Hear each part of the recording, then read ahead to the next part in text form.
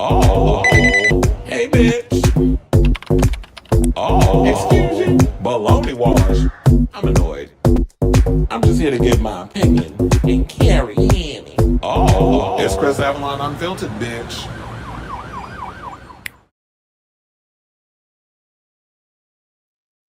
Hey y'all, welcome and well, good. I can't even talk, chat.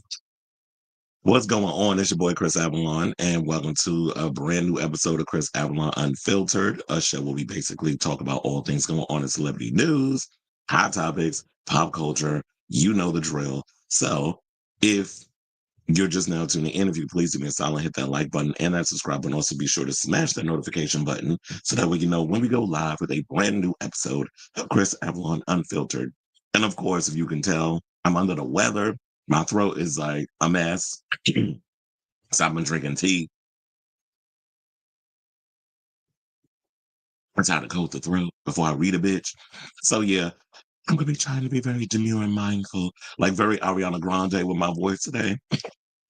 So we got a lot of tea to spill in regards to a show. I was like, oh, I'm gonna try to keep this short. Yeah, you know that will never happen on this damn show. So we got some Diddy tea in regards to basically he got a lot of groupies behind bars. Is anybody surprised? So we also got some Cher news. So we got to talk about that because her memoir, I believe, came out today. And so a lot of tea is being spilled in regards of the memoir. So we're gonna talk about some stuff. Of course, I'm gonna get it and I'm gonna read it. But yeah, there's a lot of tea being spilled about it. Plus, the executive producer from the CMAs is speaking out about Beyonce being snubbed. So we're gonna go through that. I also got more tea on this whole Madonna biopic, how she had a lot of ludicrous demands. So people are speaking out after she did what she did on Instagram. So we're gonna talk about that. Plus, Boy George is opening up about his rocky relationship with Bud Hunter. I can't even do it. Hunter. The voice is a mess. But anyway, we're going to power through. So we're also going to talk about Jaleel White. He was on the Breakfast Club earlier and he opened up about the show and everything and why Judy disappeared from Family Matters. Something about that. Phaedra is giving her thoughts on the idea if they decide to do a MAGA inspired Real Housewives reality series. Kim Kardashian, speaking of MAGA, Kim Kardashian is being accused of being a Trump supporter after a recent post that she posted online. So we'll get into that. Plus, Kris Jenner and baby making hits, Corey Gamble. Apparently, them two are so have ballooned up because they've been enjoying, they've been luxuriating for a lot of food and drinks. And they say they trying to get like a couple's liposuction type situation for the holidays. To me, it'd be money wasted because why would you get liposuction? Thanksgiving is literally next week. You're gonna probably eat through that damn thing.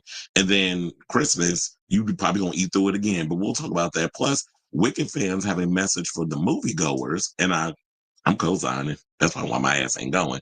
And Denzel is clarifying that the recent comments that he made about Gladiator 2 and the same-sex kiss and all that stuff. Plus, we have some great news in regards to Blue Sky. Blue Sky has been trending for the past week and a half, basically. And they basically saying that, a lot of people don't, a lot of people see, we may not be able to flee this country based on the idiot that's about to take over it for a second time, but the people is fleeing Twitter and they're going over to the Blue Sky. So we have all that and a whole lot more. So if, like I said earlier, if you have not already, please hit that like button and that subscribe button. Also be sure to smash the notification button so that way you know when we go live with a brand new episode of Chris Avalon Unfiltered. And we got comments. Onyx says, did you see the Wicked debut with an almost perfect score on Rotten Tomatoes? I actually did not see that, but thank you for pointing that out to me. But like I said earlier, we do have a Wicked story coming up later on in the show. Robert's in the building. How you doing? How you doing? And Ariana and Cynthia both looks.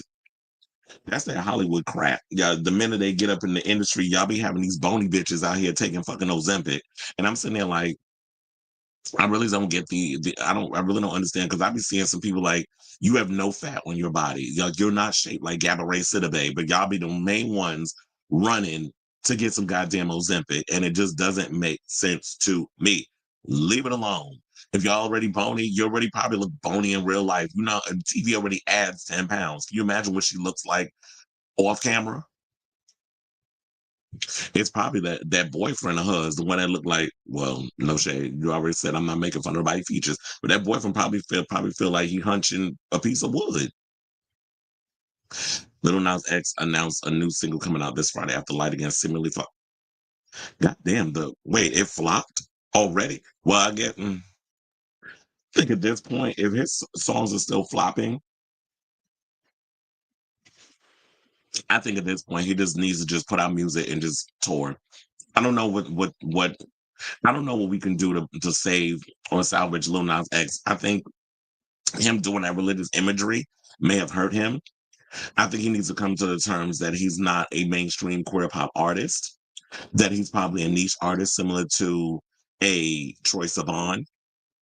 And I think he just needs to take that into consideration. And you're going to be doing small venues like Radio City or the theater at Madison Square Garden and stuff like that for the duration of your career. And there's nothing wrong with that. I don't mind giving you a full-on stadium experience, a stadium experience in a theater setting. I don't mind doing that. I got my dancers, I got my minimal stage situation, a couple of little props, maybe not even. You could just be up there with your music, your fashions, and your dancers and give a show. And he has a loyal fan base. But I feel like that song, Light Again, it actually was a really good song. Maybe his label didn't promote it enough. I also agree because I saw something going on yesterday. Oh, Anita. So Anita said that she's not even putting out music videos no more. She was like, it's a waste and an investment. I'm not. Why make a music video? A lot of y'all are not as loyal to the music video situation. Like when I grew up, when we grew up, visuals went hand in hand with the music, and there was something called MTV. So that was a sort of like it was must see TV in so many ways. If Madonna or somebody major dropped a music video, we knew we had to run to MTV and we had to see it, and that was the only place we had to see it. Now that it's the world is our oyster, and there's so much access to everything, there's really no point of the music video. That's why I'm not even mad at Beyonce. A lot of y'all say, where the visual, where the visual? Why she wants to spend millions of dollars on giving out visuals when you're gonna eat it up for that day and then you're gonna move on to the next thing? Because a lot of y'all have the memory or the mindset or the brain cell capacity of a damn gnat. So why would I even spend that kind of money? It's like, okay, I'll give you a little promotion. I'll give you a little whatever on my Instagram. But if you want to get the whole Beyonce experience, you're gonna have to pay for it with a tour ticket. And I feel like that is the future of where a lot of artists are gonna go. Has Chapel Roan released any music videos from her recent album? So I don't even mind the fact that they're not doing videos or whatever the case is. But hold on, I need to look up this Little Nas X situation because I was like, I ain't see the picture. Well, I ain't hear nothing about it. Not Light Again. But did they mention what the name of the song is? Because all I see is this lighting. Oh, maybe I need to go to his Instagram because I'm sure that's probably where it is. These days, the way Instagram be acting, y'all gonna lose people, and people gonna end up going to people are gonna end up just dropping everything on Blue Sky. Oh no, oh no, I'm not putting this up here. Oh, they said new song, Need That Boy on Friday. Well, actually, it's not bad. First of all, the boy is cute. Hold on, maybe we could get away with this. It's not. Well, look, y'all not gonna sit up here and try to act like being a homosexual is a bad thing. So yeah, that's the promo for the thing. The boy's cute or whatever. You already know these girls out here gonna make a whole situation about. Oh my god, I forgot to post that I was doing a live YouTube video. Um, okay, so I posted it because I was like, wait a minute, I did not let people know that I was doing a show. Apparently, I didn't. But anyway, that's neither here nor there. But yeah, there's the photo. It's cute or whatever. And somebody gonna make a comment about, oh, why he gotta give it a light skin person? Because apparently y'all bad enough, y'all got an issue with somebody being white. You also got an issue with somebody being light skinned. It's like if y'all don't just go playing traffic. Gay magazine said, "Ooh, we thought y'all were just friends." Wait, is that the same? I don't like the same white boy that he was making out with. Um, what is it? Yeah, that don't look like the same white boy that he was been running around with that little Australian, whatever the hell his name is. But this is the irritation for me because I feel like in the music industry, y'all doing the same mess that these movie people doing. It's like you put a movie out and y'all, in the theater, and then 30 days later, it's already on streaming. He didn't even let the damn song catch on before he moved on. It's like, maybe you need to start performing at places or whatever the case is. Y'all be wanting hits out the damn gate. Sometimes songs gotta grow, but I am curious to find out like where it placed on the charts. But the song only been out what, 5 days? I think it came out Friday, right? Well, 4 days. Because if it comes out Friday, you don't count Friday. You always go Saturday, Sunday, Monday, Tuesday. So it's 4 days. So only been out 4 days. People already calling it a flop. Whatever. Not you, but I'm just saying in general, like people just need to relax. And Cleveland's in the building. Hello, hello, hello. Um, oh no, not that. Let me hit my banner. And yeah, the song is cute or whatever. Well, I like the visuals, but I'm just like, okay. But when did he post this? Oh, literally 40 minutes ago. But I guess maybe he's doing this because the album is coming soon. But I wonder when the album is coming. And look, I'm gonna say at this point, nobody's really out here buying records and all this other stuff. He could, his team, his people, whatever, his label could do like some massive promo situation and just throw him out there. You know what? Another thing I was thinking about, I was missing is the promo tour. Remember back in the day when artists used to do promo tours? They need to bring that back. I miss the old promo tour where you actually went on like talk shows or whatever, or you went and did like a Roseland. You would go to certain places like New York, Miami, LA, where you go to like all the big spots and you would do like little, performances, shows, whatever. Like Gwen Stefani, she did like what? She was, I don't remember, I don't know if it happened already, but she's supposed to be doing a show promoting her new album. And people said it's already sold out or was already sold out. I think it did happen. I think it happened over the weekend. But anyway, let's get right into the show. And let's talk about the diddler, who apparently got a lot of groupies up in the present situation, which we shouldn't come to. It should be no surprise that, you know what, he was the king of the freak offs on the outside, and he got the freaks on lock on the inside. So they basically said that according to reports, Diddy, or I should say the diddler, has fellow inmates fighting to make his bed every morning as he's being worshipped like a god in jail. Now, according to author and journalist Torre, the Bad Boy founder presence at the notorious jail has led inmates fighting over who can do special things for the diddler, including making his bed. Now, I do have the video of him talking to Lisa Evers, and it was literally on I think it was on his Instagram. So please hold, because I was like, I'd rather not read it. I'd rather y'all hear from the horse's mouth, child.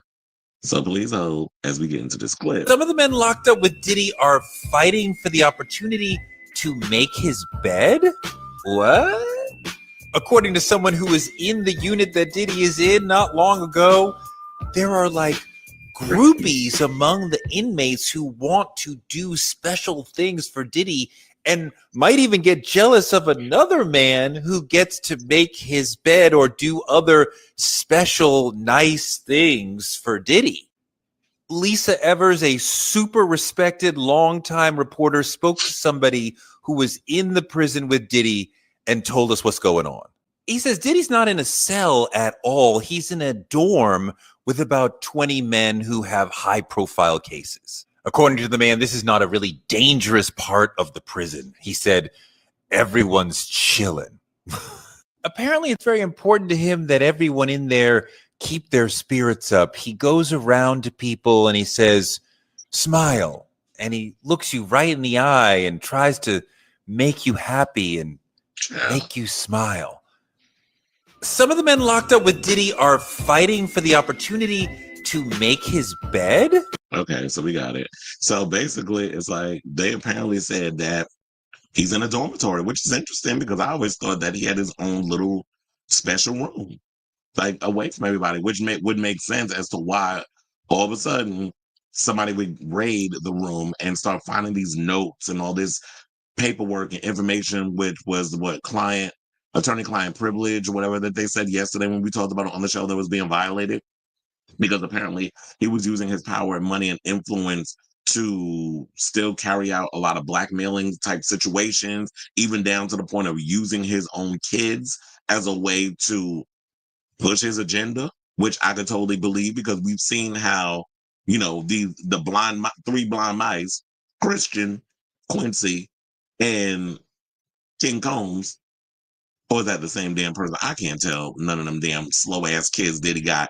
But all three of his dunts for sons was running out here trying to pull up on Ray J and pull up on people like they out here, like they gangsters. It's like y'all a bunch of damn nepo babies trying to act like that y'all Lil Meech. Like that's not try to pull the stunts like y'all about some shit because y'all not. Y'all a bunch of little bitch asses with a lot of money due to your father who out here trying to carry out his misdeeds or whatever the case is, like y'all a bunch of little gangsters. It's like, stop it. Because y'all little boys ain't about this damn life. So y'all want to sit up here running around like y'all a bunch of wannabe goons. And this is what I don't understand about a lot of these rich folk, the ones that come with a little silver spoon in their mouth. Y'all always want to act like y'all a bunch of damn hood boogers, like y'all had to struggle. Y'all always want to do that because we seen T.I. slow ass Fraggle Rock looking son, King, or whatever. I think his name is King, who be running around here doing this foolishness, trying to act like he a little gangster. It's like, little boy, don't sit your ass down. Your parents did the mess and struggle so that way y'all stupid asses didn't have to. But now y'all want to run around here trying to act like y'all a little bunch of little gangsters because everybody's looking at y'all like y'all soft. It's like, if you don't just go stick that little bidet water up your ass because we know you ain't wiping it with no tissue and just go back to being, the little privileged little boys that y'all been being and stay and leave the grown shit to the professionals. So it's interesting to know that he's not a traditional jail cell. And I do find it a cackle that you got a bunch of damn blitz queens, or probably femme queens, running around. Oh, Diddy, let me make your bed. Oh, what do you want me to do? You want me to slop your knob? Child, quiet as his cat, but all them drugs he been doing, that shit probably don't even get hard. So I would not be surprised if y'all sitting out here sucking on a damn noodle, trying to get it all excited for whatever reason y'all want to get excited for. And that it was in the comments over at Torre Show Double Child. I tell you, with this cracking voice that I got, why I sound like I feel like I sound like Bob the Drag Queen.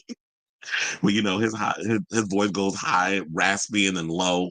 It's like so I'm really trying to push forward because of this damn sickness. But anyway, so one person said Diddy won't be smiling much longer. Prosecutor just released Diddy tried to influence witnesses and taint jury pool by using other prisoners' phone accounts. He never getting out. Well, the funny thing is when you read the headline over at Torre's situation, he put he's never getting out. Hashtag Diddy. And I don't think we needed Torre to kind of state the damn obvious because quiet as it's kept.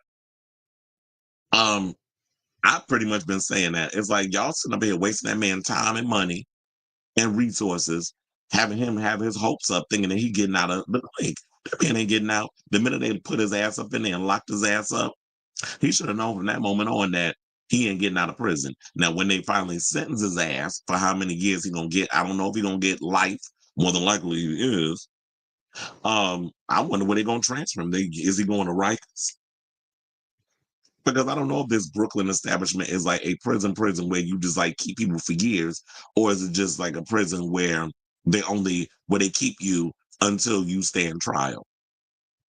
So what did the other comments say? So now another person wound up saying some stuff as well. Another person said they acting like it's Love Island with Diddy and the new bombshell.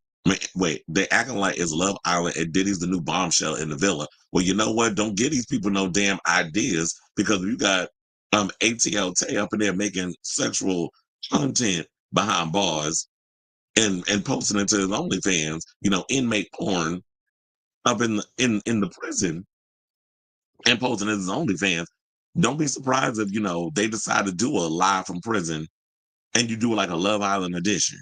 But then again, I don't know how you would get them cameras up in and do all of that. So I don't think that would work. But that is an idea. It's like no idea is too crazy in these damn streets, the way they be acting. Another person, I'm sure they all want him to add money to their commissaries. Another person said, oh my, I mean, what? Wait, say what now? Child, don't be acting surprised that they don't be doing that stuff up in the prison. And another person put in quotes, make his bed, LOL. And they said, another person said, because they want to get in it. And it's like, look, we all know that what the tea is that be going on behind the scenes in prison and all that hunching that be going on up in there. I was watching Matt Cullen earlier because he dropped another video, and one was on this he's a party promoter, but he also dances. He's Tokyo, who y'all may remember from season 1 of For the Love of Dills. And so Matt Cullen interviewed him and was talking about how, like, his upbringing when he was in foster care and then he ended up on meth. And then he wound up going to jail for 3 years. And it's a really good episode. So definitely check it out if y'all have a chance. Hey, Matt. And he basically was talking about when his time behind bars, and he basically, nobody was messing with him because he said, yeah, when he got up in there, some guy who claimed to be a boxer stepped to him and he knocked his ass out. But he also said that he loved being in prison because, the men up in there, while a lot of these men be undercover and stuff on the outside and they don't want to really mess with no, butch queen or femme queen type, he was getting all the dick in prison. And with somebody, that was the best time that he had up in there because, he was getting flooded out. In so many words, that ain't what he said specifically, but he was getting his cookies eaten and beaten behind bars. So he was loving being up in there. And so if this is somebody like Tokyo talking about it, it's like, yeah, I will, while I like getting this meat, but then I also could beat your ass. Dudes will respect you in that sort of way. So it's like, you ain't gonna mess with no queen that's doing all that mess, but you also gonna get some out of the whole situation. So if y'all really think Diddy ain't up in there hunching or getting hunched by no men, they use a damn fool because that queen was doing all that when he was outside of the prison. All them rumors around regarding him floating for eons about how he was, how you doing? In the words of Wendy Williams. So I say, well, let's say, what do y'all think of this story? I'm sitting there cackling at this mess. When you sit up there talking about men fighting to make his bed and all this other stuff, probably because they thinking, what, he gonna get you a record deal? His name is forever tainted in the industry. So even if he got out of jail, ain't nobody messing with Diddy. You're not a white man. You're not Donald Trump. So you're not going to be able to get away with the things that they get away with. So let me know what you guys think of this story in the comments down below. Who says she did Brooklyn on the 6th? Oh, okay. I wonder if Austin Wolf is in the... Well, you know what? Funny enough, I was thinking about him. I was thinking about him when I was doing this story because they're in the same prison. So I do wonder if they're like, in that same little facility with each other. That'd be a good question. I need somebody to fan out and find out that tea and come back to the show and let us know. Not making the band prison edition. Take that, take that. That's what they're gonna be up in there saying. Or he literally saying that whenever they make that bed, take that, take that. But they be soiling them sheets before they make that shit up. But anyway, let's move on. Let's talk about Cher, who is revealing a lot of tea in her new book, especially regarding her relationship with Sonny Bono, which some of the stuff I was reading, I actually gagged. I had no idea that she was dealing with a lot of tumultuous situations with Sonny, even to the point where she said she contemplated taking her own life many a times when they was in a relationship together. And Lucille Ball was the one who encouraged her to leave his ass for good. So let's get into the story. So basically she revealed he took all her money. This is what she told the New York Times in an interview about the book, adding that she was not immediately aware of her financial situation and that she trusted Bono at the time. She said, I just thought we're husband and wife. Half the things are his, half the things are mine. It didn't occur to me that there was another way. To this day, I wish to God I could just ask, son, at what point during the day did you go, yeah, you know what? I'm going to take her money. Probably when you became more famous than he did and you overshadowed him because, Sonny, I truly believe Sonny Bono's career was similar to Ike Turner, where Ike Turner was the one who was like, I'm the star and I'm the talent and I write the songs and I do play the instruments and all this other stuff. And then here comes Anime. Here you come Anime up in there with that strong voice and that overbearing personality and that gorgeous silhouette and the wigs and all the other stuff. And, everybody was living for her. The men, the women, the homosexuals, and everybody in between. And he became envious of that. So I feel like Sonny's mentality mirrors Ike in a lot of ways, especially during the time when they all came up at the same time in the 60s. And also, Sonny was too damn old to be with her because she was, I believe, 15 or 16 when she met him, and he was damn near 30. So the way we look at it now is that he groomed her. And he thought by me getting all up in this young woman or this young girl, or we can call her a young lady, that she would know a lot of things and she would put all the trust in him because she was probably looking for a mentor. And so, which is what a lot of young people do when they look at somebody older, they always look to them for guidance, or they would think naively that they know everything. They know more than I do. So I'm going to trust them completely. And they take advantage of that. People like Sonny. So basically said that, yeah, he was 16 and she was 27. And they ended up divorcing in 1975, and he died in 1988 in a skiing accident in South Lake Tahoe, California. Now, in her book, Cher also describes how Bono limited her social life, including not allowing her to hang out with other band members. She was so distraught over her loveless marriage to Sonny Bono that she contemplated throwing herself off the balcony of a Las Vegas hotel room, one of 5 or 6 times she contemplated taking her own life during that period. So the icon was 26 years old. Her weight had plunged to 98 pounds as she was worked to the bone by her husband. And we all remember, like, everybody was thinking with her in them Bob Mackie gowns, how fabulous she looked. And that body was everything, not realizing that she was being worked to the bone and she was not eating and taking care of herself. They said she reached her tipping point in October of 1972, while the couple who found fame with their mega hit "I Got You, Babe" in 1965 was in Las Vegas performing 2 gigs a night in the Sahara Hotel's Congo room. So then she was already exhausted when she was told that Sonny signed a new contract for them to perform at Caesar's Palace in Vegas every summer for God knows how many years, Cher writes, even as they were still taping their hit 8 CBS show, The Sonny and Cher Comedy Hour, and raising their young child. With the sudden realization that Sonny would always put business first over me, she writes in Cher, the Memoir Part 1, that she was pissed off, frightened, and felt completely trapped. She recalls stepping barefoot onto the balcony of her hotel suite. And you know what she was thinking about doing. She said she was staring down at the concrete.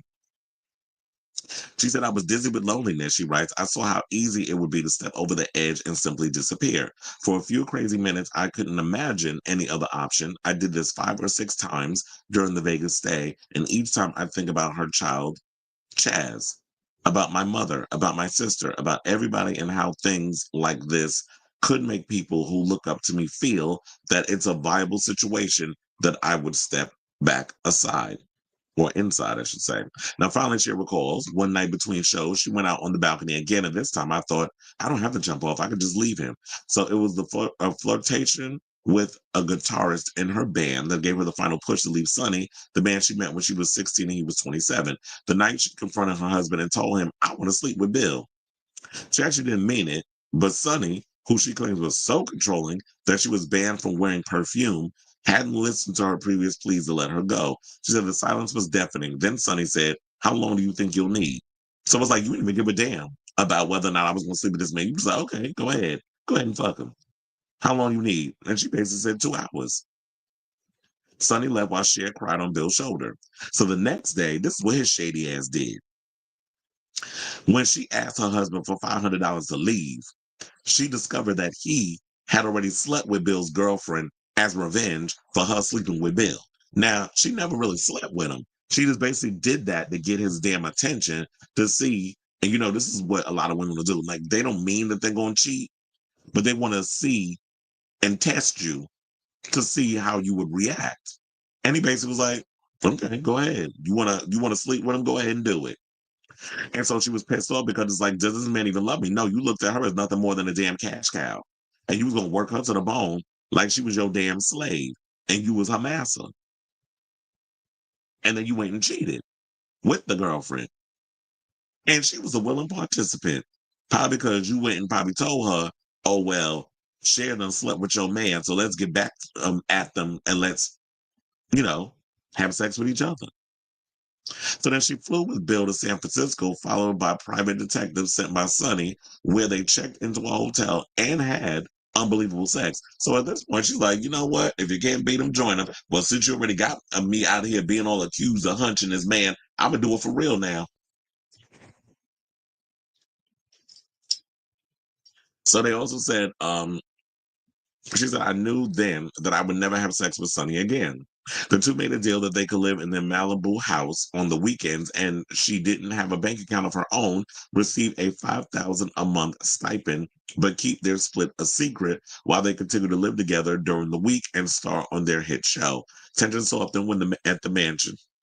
Sorry, tensions softened within their mansion, and as the two became friends again, Sonny surprised her at breakfast one morning, saying, you know, after you went off with Bill that night at the Sahara, I seriously thought about throwing you off our balcony.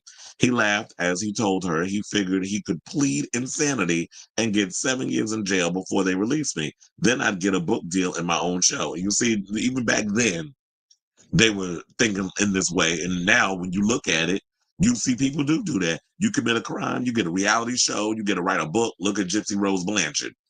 Already got a reality show coming out, and she got a damn book, and she knocked up. And allegedly, her man and her are no longer together. So now you about to be like Kim Kardashian, who you had on who she had on Keeping Up with the Kardashians, or whatever the name of that tight ass show is. And now she a baby mama. Allegedly, because they said that they broke up. I don't know if it's necessarily true, but that's the word on the curb. Now let's get back to Cher, because we don't care about Gypsy, unless it's the Gypsy we talking about on Broadway. So now they said within seconds we were howling. What else could we do but laugh? She also dives into other life matters, including how she still works with her 96-year-old voice teacher. So you're not really supposed to be able to sing at this age, she told the Times. I've been singing my whole life. It will make me sad the day I can't. So, the book is out. And she said writing this memoir exhausted her. But part two is set to come out sometime next year. So that's all the tea. It sounds pretty juicy.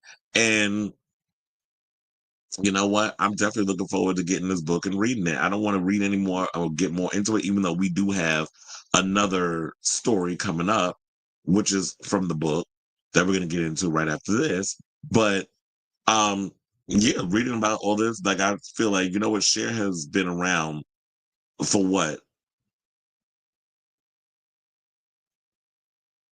Like 60 years, almost 7 decades, 6 decades, 7 decades. I was trying to count it in my head. So she's been around for like, yeah, a good 6, 7 decades. So she's got a lot. And that's another one who is like, Cher's life story cannot be a 2-hour movie. I need Cher's life story to be made into a series as well. But the question remains, who would be good to play her? If y'all have any ideas, definitely drop that down in the comments below. And also, also want to hear what you guys think about what I just read to you from her book in regards to our relationship with Sonny Bono. And I'm sure there's way more up in there that we could read up on that the article didn't touch on. But I definitely want to hear from you guys what you think of this story, whatever your thoughts are. And have you read the book yet? Let me know in the comments down below. Okay, so now we have comments. Felix says Jasmine Brand posted a clip of Cher saying, "Oh yeah, I did hear that she accidentally cussed on the Today Show. I did see that article." He says Sonny died in 1998 around the time. Do you believe in love after love? My freaking thing is, my voice with this damn sickness, I can't even hit my notes. My voice will probably sound deeper. Oh yeah, so that's crazy because yeah, child, don't even remind me of that episode of Buffy the Vampire Slayer when Buffy's roommate in college kept playing that damn song. She was annoying. According to you said according to In Magazine, Austin Woke is detained at Metropolitan Detention Center. Is that the same detention center that is that I'm reading Cleveland's comment. Is that the same detention center as the one with that Diddy's at? Wait, hold on.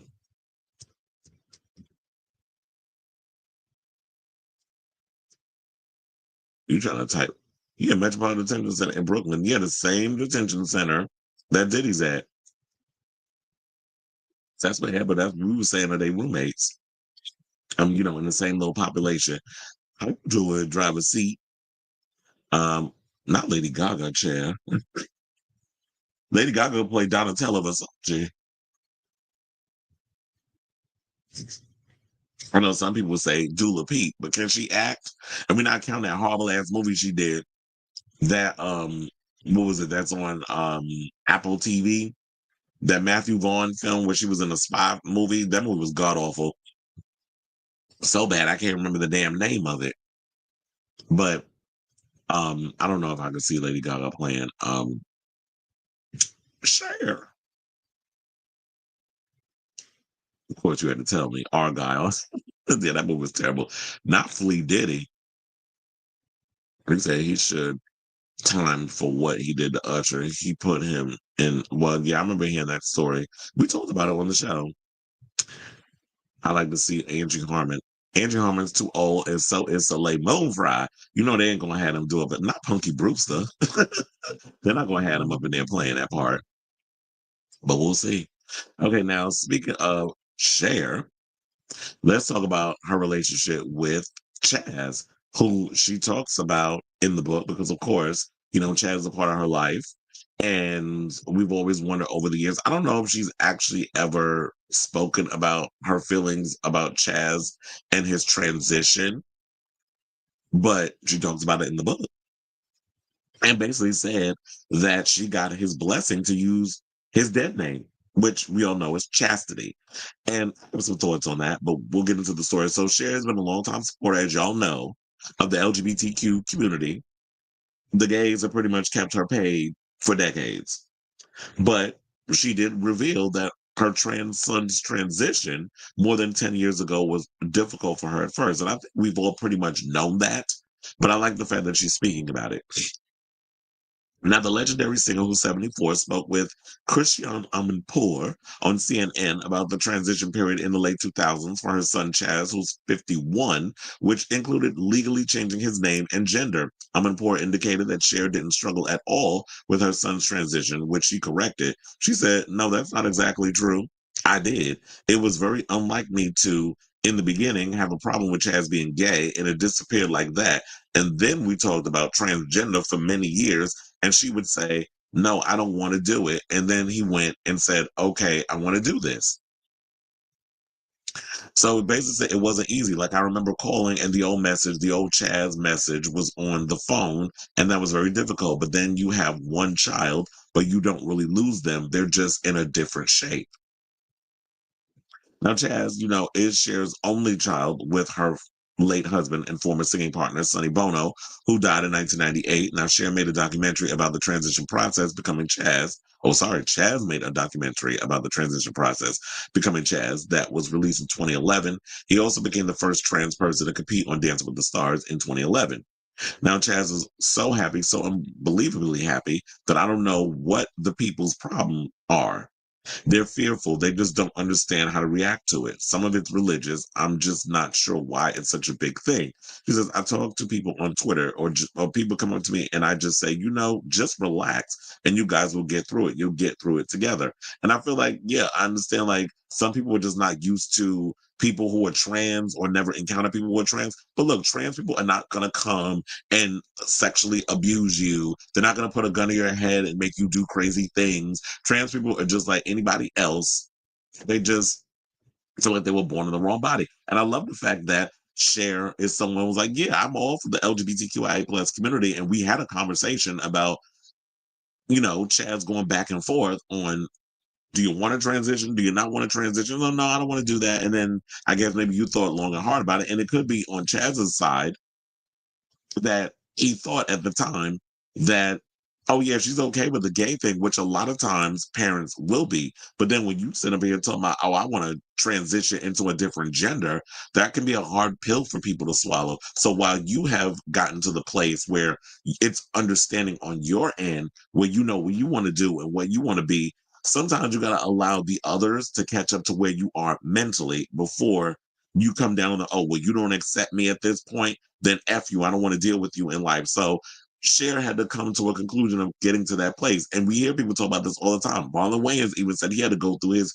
period of when his daughter transitioned into his son and the different things that he was going through, where it took him a week to get through that whole situation. So I love the fact when parents come out and they have these conversations, and I wish that a lot more people would listen and learn from this stuff instead of listening to that stupid propaganda that Trump and his people like to incorporate and put out there towards a lot of you weak-minded people who don't want to listen and learn and realize that, you know what, at the end of the day, we're all in this together. While them people at the 1% that y'all sitting here worshiping like they the god of whatever are actually going to put us in a worse place than we are now and distract you while they sitting over there taking even more of the piece of the pie while we out here fighting and struggling with each other.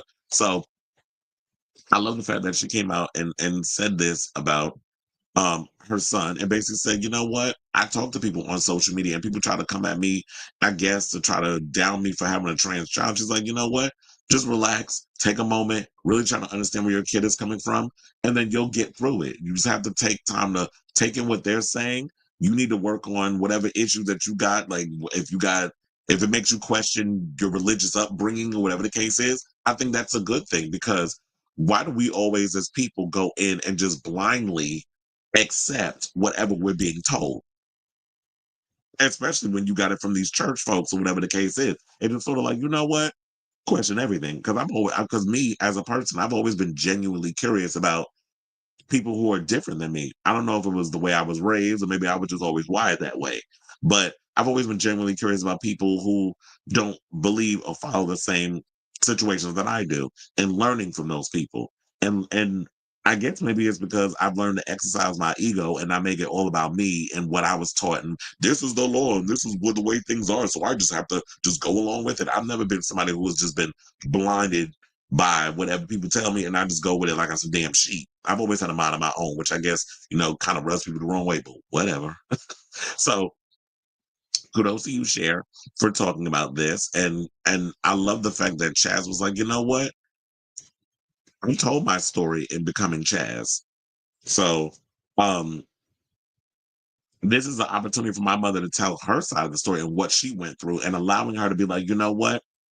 For the sake of telling the story in the book, you can use my dead name and to give more nuance to where mentally you were at the time when I came out to you as gay versus when I came out to you a second time as a trans man. So I love hearing these stories, and I hope that people who are struggling, who have trans children, or even just out of curiosity, if you want to learn about trans people, that you can pick up this book and maybe Cher will make you open your eyes onto what she had to deal with, and then you could be more accepting, or even or just respecting people that are different than you. So I say all this to say, what do y'all think of this story in regards of Cher opening up about how she felt about Chaz when he came out to her as transgender? Whatever your thoughts are, let me know in the comments down below.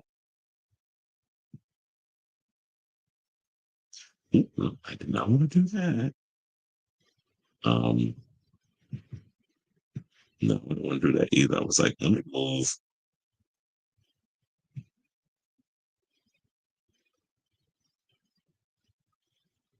Where'd it go? Oh wait, I'm sitting there hitting Madonna. Okay. I don't know why it's not listening to me. I'm like trying to move stuff around. But anyway, let's see what the comments say. Uh, what happened to Keira Knightley? Who says she talked about having a hard time with it at first. Oh, okay. But I remember hearing that she did say that she had issues. She went on Oprah with him to speak about, oh, okay. Sade's daughter. Oh yeah, I did hear about Sade. And Sade wrote a book. I mean, not a book. She wrote a song in regards of her son transitioning and that sort of thing. So she did mention that, which was good. Okay, Casey Musgrave. I heard her show was really good. I didn't get to work her show when she came to the Garden, but one of my coworkers was saying Like she could be up there with Taylor Swift in regards to how she puts on the show.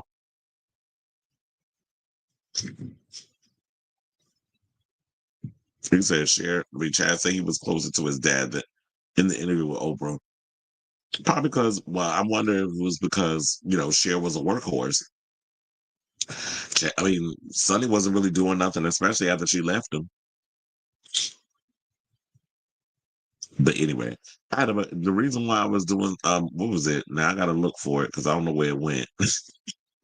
I don't know how the hell this thing ended up moving.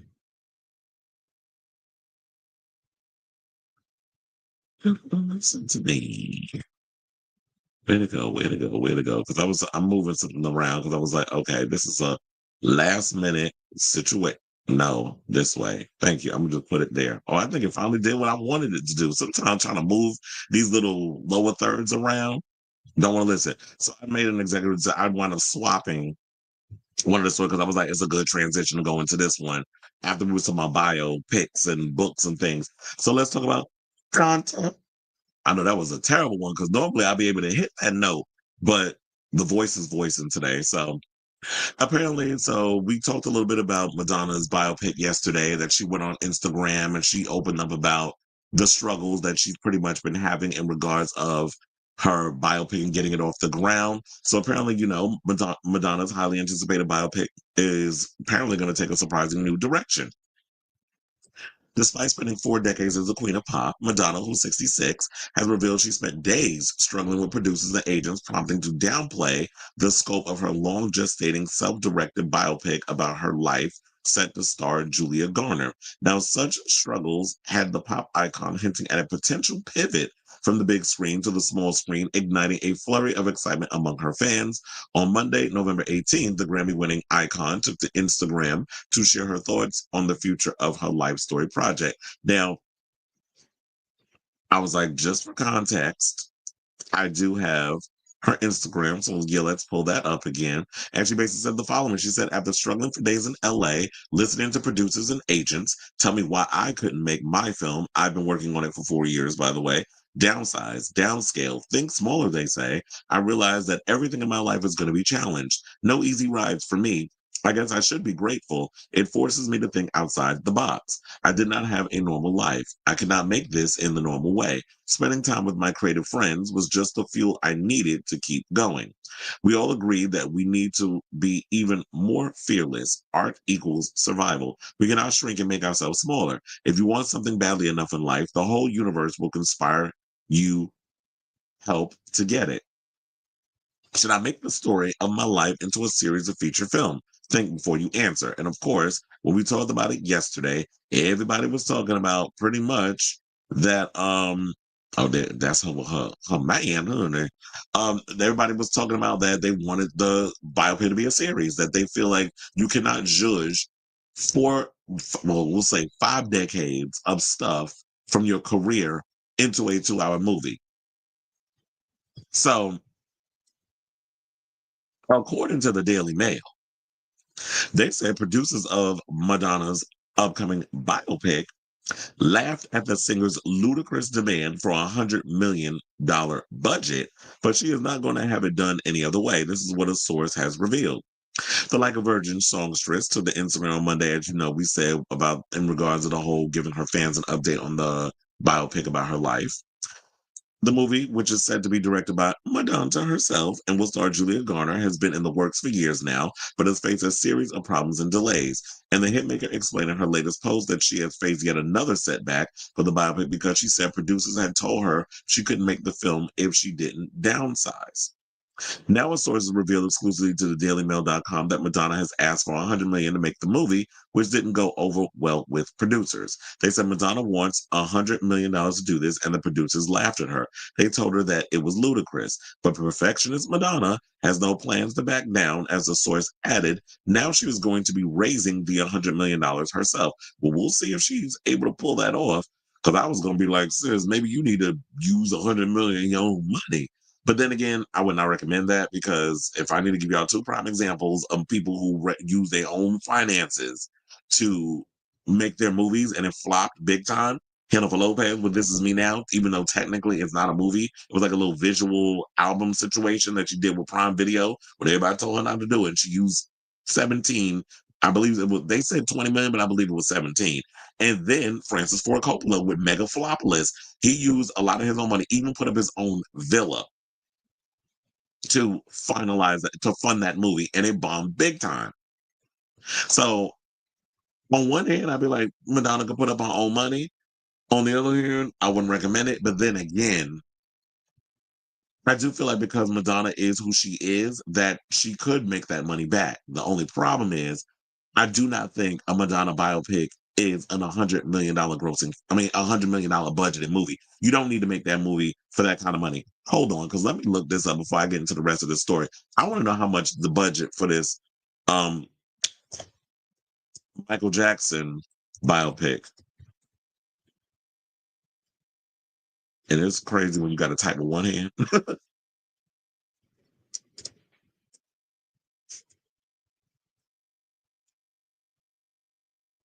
What is the budget? Oh, bitch. Hold the phone. Now, wait a minute.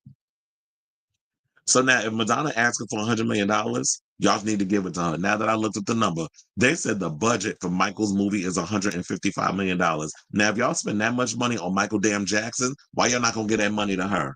So now I was about to say, now you don't need to move that money for that movie for that kind of budget.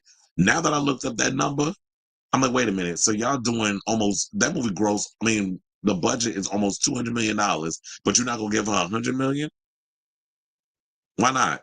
Y'all was willing to spend all that money on him, and I feel like even with that, like if she needs to, I think Madonna could go dig into the archives and use her actual costumes from the past and allow Julia Garner and the wardrobe department to use it in the movie, unless a lot of those pieces are real delicate and over the years, because it's been 4 decades since she's been making music, that if they put on the actual costumes that was from the Virgin tour or many of her other past tours, that it could fall apart. So if y'all sitting up in here talking about basically the budget for the biopic is estimated to be $155 million, then I do not believe that it's a stretch for her to ask for that kind of money. And because of who Madonna is, I do feel like, she can make the money back. She is still one of the most influential pop icons alive in history. A lot of your faves and even the newer ones are still emulating Madonna. I just saw a video of Miley Cyrus covering Like a Prayer. I think it was Like a Prayer. Girl, she done tore that song up with the way she was singing that song. But I was like, let me hold on because I got to check because I be forgetting stuff. I did post it on my Blue Sky. Oh yeah, I was right. She did. She covered Like a Prayer, and her raspy, deep vocals on that. I was like, I felt it down in my bone marrow the way she was singing that damn song. I would love to see Miley put that out as an official song or like a cover or perform it live in one of her shows. But I remember I saw the video and I posted on my Blue Sky. If anybody wants to check it out, it's down. The actual Blue Sky handle is in my live description. I put all my handles and stuff down there. So they basically went on to say, to wrap this up, that she is a perfectionist and she gets one opportunity to tell her story, and she's not going to have it told any other way than how she wants it to be told. She's not going to give control of this to a studio so they can make a fortune for telling her story. Now, the insider explained that the musician is well known amongst her friends for being demanding and a massive control freak, and that's what makes her work so amazing. Is she difficult? Extremely. Is she hard to work for? Absolutely. She is well known for being a perfectionist, demanding, and a massive control freak. Well, she's also a Leo. Now, I know how them Leos are. So that anyone who has worked with on her shows will tell you this, but Madonna is Madonna for a reason. She is an artist and she has decided to go back to the drawing board. Now, a second source said to DailyMail.com that Madonna tossed out a script that was originally presented to her because she thought it was garbage. And when she presented a new script, producers didn't like it. So she said, fuck it, I'm going to do it my way. This is what they explained. Now, the insider added that Madonna was now turning the project into a series rather than a film because she cannot tell her story in just 2 hours, which says, quiet as it's kept, we've been telling you this for the longest, that your, you know, biopic is not a 2 hour situation. You have way too much going on in your personal, in your producer life or in your life as an artist that your story can't be told in 2 hours. It's just no shade, virtually impossible to do that. So they said there are so many different lives that she's lived, they shared. She is breaking this up into a series, most likely for Netflix and or Hulu, and each episode will feature a different part of her life. Now, Madonna's whole career has been built on reinvention. And they also said, you know what, maybe Julia Garner shouldn't even be the only Madonna to play Madonna. They felt like they should take more of an approach like The Crown, which I'm going to be honest, I've never watched The Crown. I don't care about royal family stuff. Even when they be trying to shove that mess down our throat over in America, I'm like, I don't care about King Charles. I don't care about Camilla. I don't care about none of them people. I stopped giving a damn about the royal family when Princess Di went and lost her life in that damn car crash. I did not care about the royals in that way ever again. I just don't care about the pomp and circumstance of it all. I never cared about royalty stuff. And the only time I give a damn about royalty stuff is if I watch it in like science fiction or, something like a Game of Thrones or, a Dune. Like if it's something in that world, then I'm interested because it's science fiction or fiction or whatever you want to call it. But when it comes to like the royal family pomp and circumstance, I don't give a good goddamn what's going on over there, which is why I never cared to watch The Crown. That's what certain demographic, if you like it, I love it, but I don't care enough to get caught up in it, if that makes any sense. But in regards to this whole situation, now when they were explaining to me further, that was like, yeah, they want to do it in a Crown type of way where you can have different people coming in and play the different roles. I think she's pretty much going to be set on Julia Garner. I don't think she's going to want to have a multitude of Madonnas playing her. So I don't see that happening. Then they said a separate episode will feature her breakthrough. From the point, it will be broken up into episodes that are separated by the album she did at the time. For each of these albums, she was a different person, a different character that she created to keep people on their toes. She will have complete control over this, and each episode will, in a sense, be its own film about the person she was for each monumental period of her life. She is going big. Now, Variety reported back in January of 2023 that Madonna had scrapped the biopic, which was supposed to be produced by Universal Pictures, so she could instead focus on her tour. In July of 2024, nearly a year and a half later, she did announce that she was back at the biopic. I just think at that point it was just too much of a gap in between, and she hadn't given us new music, and that's why she did the whole tour thing. Which now I think most people love out of many of her tours. I mean, I like the Celebration tour, but I think that the unless you're like not a hardcore fan, I think the non-hardcore fans love the Celebration tour because she did it was more of a retrospective. It was a look back on her life, but not in the traditional way, where basically she just came in and yeah, it was a look back and you played a lot of the hits, which according to Perez Hilton, he was out here talking about how, she's burned a lot of bridges and stuff, and her fans are pissed off at her because she keeps showing up late to her shows, and her fans are old, and they're not really much into staying up until like 2 o'clock in the damn morning when she's done with a tour, because her mindset is different than a lot of her people that come to see her shows. And he feels that it's rude and disrespectful. And the fact that he thinks that the reason why they're struggling is because the script probably isn't that great. That, when you look at music versus film, they're both about artistic expression, but the way that you do those type of situations completely different. So you can't necessarily come in and think that the way you handle your music stuff is the way you handle, the way you write a song is not the same way you would write a script, which is why I think she had help when she had Diablo Cody, and then she had another screenwriter come in. So yeah, it's not a bad thing to have somebody come in as a co-screenwriter and help you kind of judge everything up and make it work in a way where it looks like a legitimate script. So we have no problem with that. But I vehemently disagree with him on the reason why I was like, oh, well, maybe the reason why the industry is not going to give her what she wants is because she's burned a lot of bridges with her tour stuff. What the hell does that got to do with Hollywood? Like making a movie is a completely different animal than the whole tour situation. It's not the same thing. So I don't know what the hell he was talking about, but that's his opinion. And I'm gonna get mine. So yeah, and we already know about the whole thing about her frustration of clashing with the producers and all that other stuff. But I say this, I'm still hell bent on the idea of do a biopic in the form of a series. I understand the whole Oscar thing, but you know what? Things ain't always going to work out the way you want it to. And like I stated before, if the budget allegedly for this Michael biopic is $150 million, then I do not see it an issue that y'all give her $100 million to make this movie, especially when y'all have no problem giving Dwayne The Rock Johnson flopping at the box office ass $250 million make some horrible ass Christmas movie, which looked like it should have went straight to some damn Netflix instead of a theater. So we're not going to do that. Now we know with Madonna's cultural impact and those other stuff, if it looks great, if y'all be able to, if she gets the right team of people that can help judge this all up and y'all sell it in the form of the trailers and all the other stuff, it could definitely work and y'all can make that money back. Now, in regards to the $100 million and it goes straight to streaming, I don't know about that. Maybe what you could do is, in order to recoup a little bit of that money, I would think an idea would be drop the first two episodes exclusively in theaters. AMC, y'all could do this. Exclusively in theaters. Drop the first two episodes. The fans come watch it. And then, with the promo and stuff, word of mouth, y'all do I don't know if it's a one night thing, 2 night thing, or maybe a weekend. Y'all can kind of do that. Give people a sneak peek in different parts of the United States where they can see the first two episodes in theaters. Get people to go pay to see it.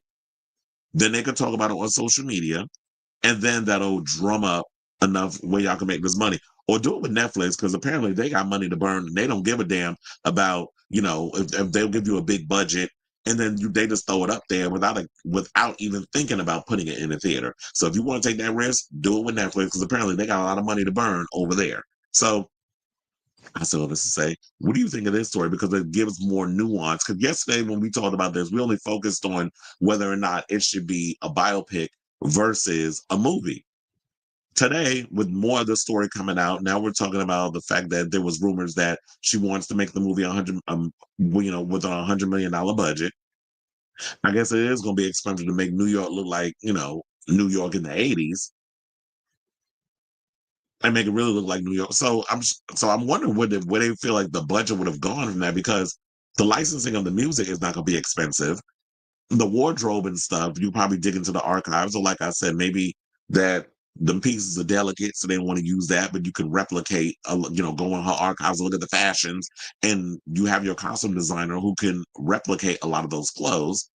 But I'm also relatively curious on what did the $150 million budget from Michael go towards? And down to this, I know she wants to direct the movie, but they can get her to just be an executive producer and get a script writing credit and all that stuff and let somebody who knows what the hell they doing direct it. I would like for her to do that, but like they said, she a damn control freak, and I don't see that happening. But who do y'all think would be a good director? I would say Antoine Fuqua, but he probably not going to want to be dealing with her, especially after directing that Michael movie, and they let him do what he needed to do respectfully with that film, The Estate. So let me know what you guys think of this story in the comments down below. Ooh, take that. Hold on. Oh, excuse me. Well, we got a lot of comments. Um, y'all are a mess. Oh, I see what y'all talking about. Yeah, Jamie Lee Curtis does have a trans child. She left Twitter, but we got a whole list of the people. Ruby who? Ruby Rose? She can't act. Yeah, Jamie Lee Curtis. Madonna, Liza Minnelli, Cher, Barbara Streisand have a fan base. Sure do. Madonna should do a series. The movie would leave out too many iconic moments, and people would get irritated. So I feel like as a series, it should be covered. You can cover all the bases. I do agree she needs to go the Cher route and do a 2-part book, or just give us one big book and it just look like something out of the Tolkien's, the Tolkien world. Could you see how thick the Lord of the Rings book is? But I think the book where it's like all three in one. So I got, what is it? Yeah, so I got the first book, I got the Two Towers, and Return of the King. And it's all in one book, which I was like, I'd rather just have that so that way I can just continue to indulge myself in that world. She admitted to getting smashed by Warren Beatty when she was 16 and he was 27. I would let child look, she was used to it. She was hunching a man around the same age as in Sonny Bono. They could have replicas of Madonna costumes made for the movies. Yeah, with the by the costume designer. Miley also sang Don't Tell Me What Madonna 10 years ago. Miley was doing an MTV special and Madonna joined her on stage. I think I remember that.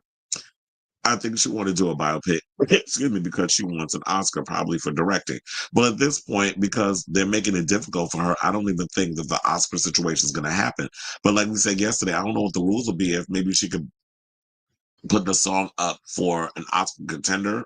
But I guess the movie has to be released theatrically in order for that to happen.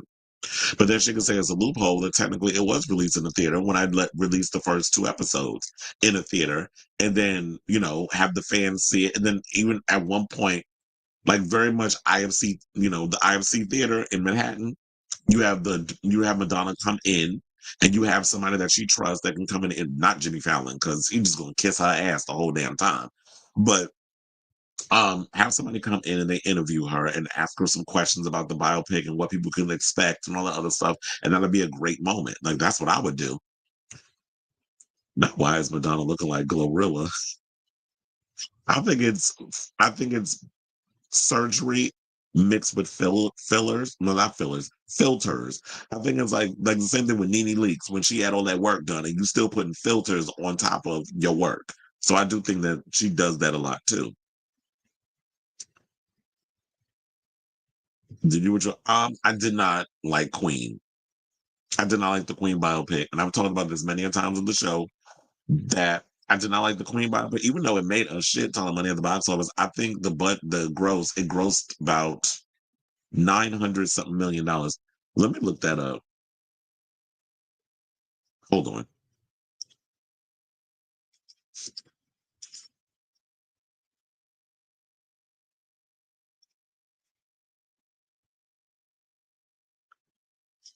I was correct. It said that Bohemian Rhapsody grossed 910,813,521 worldwide with a 216,668,042 in the United States and Canada and 694 million in other countries. But I do wonder what was but I was like, what was the budget? So yeah, it grossed 216.7 million in the United States and Canada and 694 million in other countries. So oh, and the budget was 50 to 55 million. Now I'm sitting there thinking, like, you know what, with Madonna, you could make her movie for that much. You could make her movie for like $60 million. And then, funny enough, I was thinking that earlier when I was thinking about it, but I got so caught up in the fact of, well, wait a minute. So allegedly, y'all can give Michael Jackson $150 million for that movie, but you can't give her $100 million for hers. But if you can't make it for $100 million, you're not gonna give me that. You can give me 60 to 80 million. Like I'll settle for that, 60 to 65, or maybe I'll even go 75. So I don't know why they wouldn't do that. But yeah, Bohemian Rhapsody made all his money back. It was like the budget was between 50 to 55 million. But you had Rami Malek play him. And I will say this, I did like Rami Malek. I thought he did a great job as the as Freddie Mercury. My issue with the film was I felt like they queer washed him. Like here's a man who was a homosexual. We all knew about it. He died of, AIDS, which I was trying to play him like he was more in the pussy than anything. And that was what irritated me about that damn movie. Y'all tried to just erase his queerness. But then you alluded to it in certain situations, like during the scene when he went and he was doing a George Michael, cruising the bathroom. And then you show that he was with a man in the end. But it's like y'all just wanted to do that whole, it felt like queer erasure.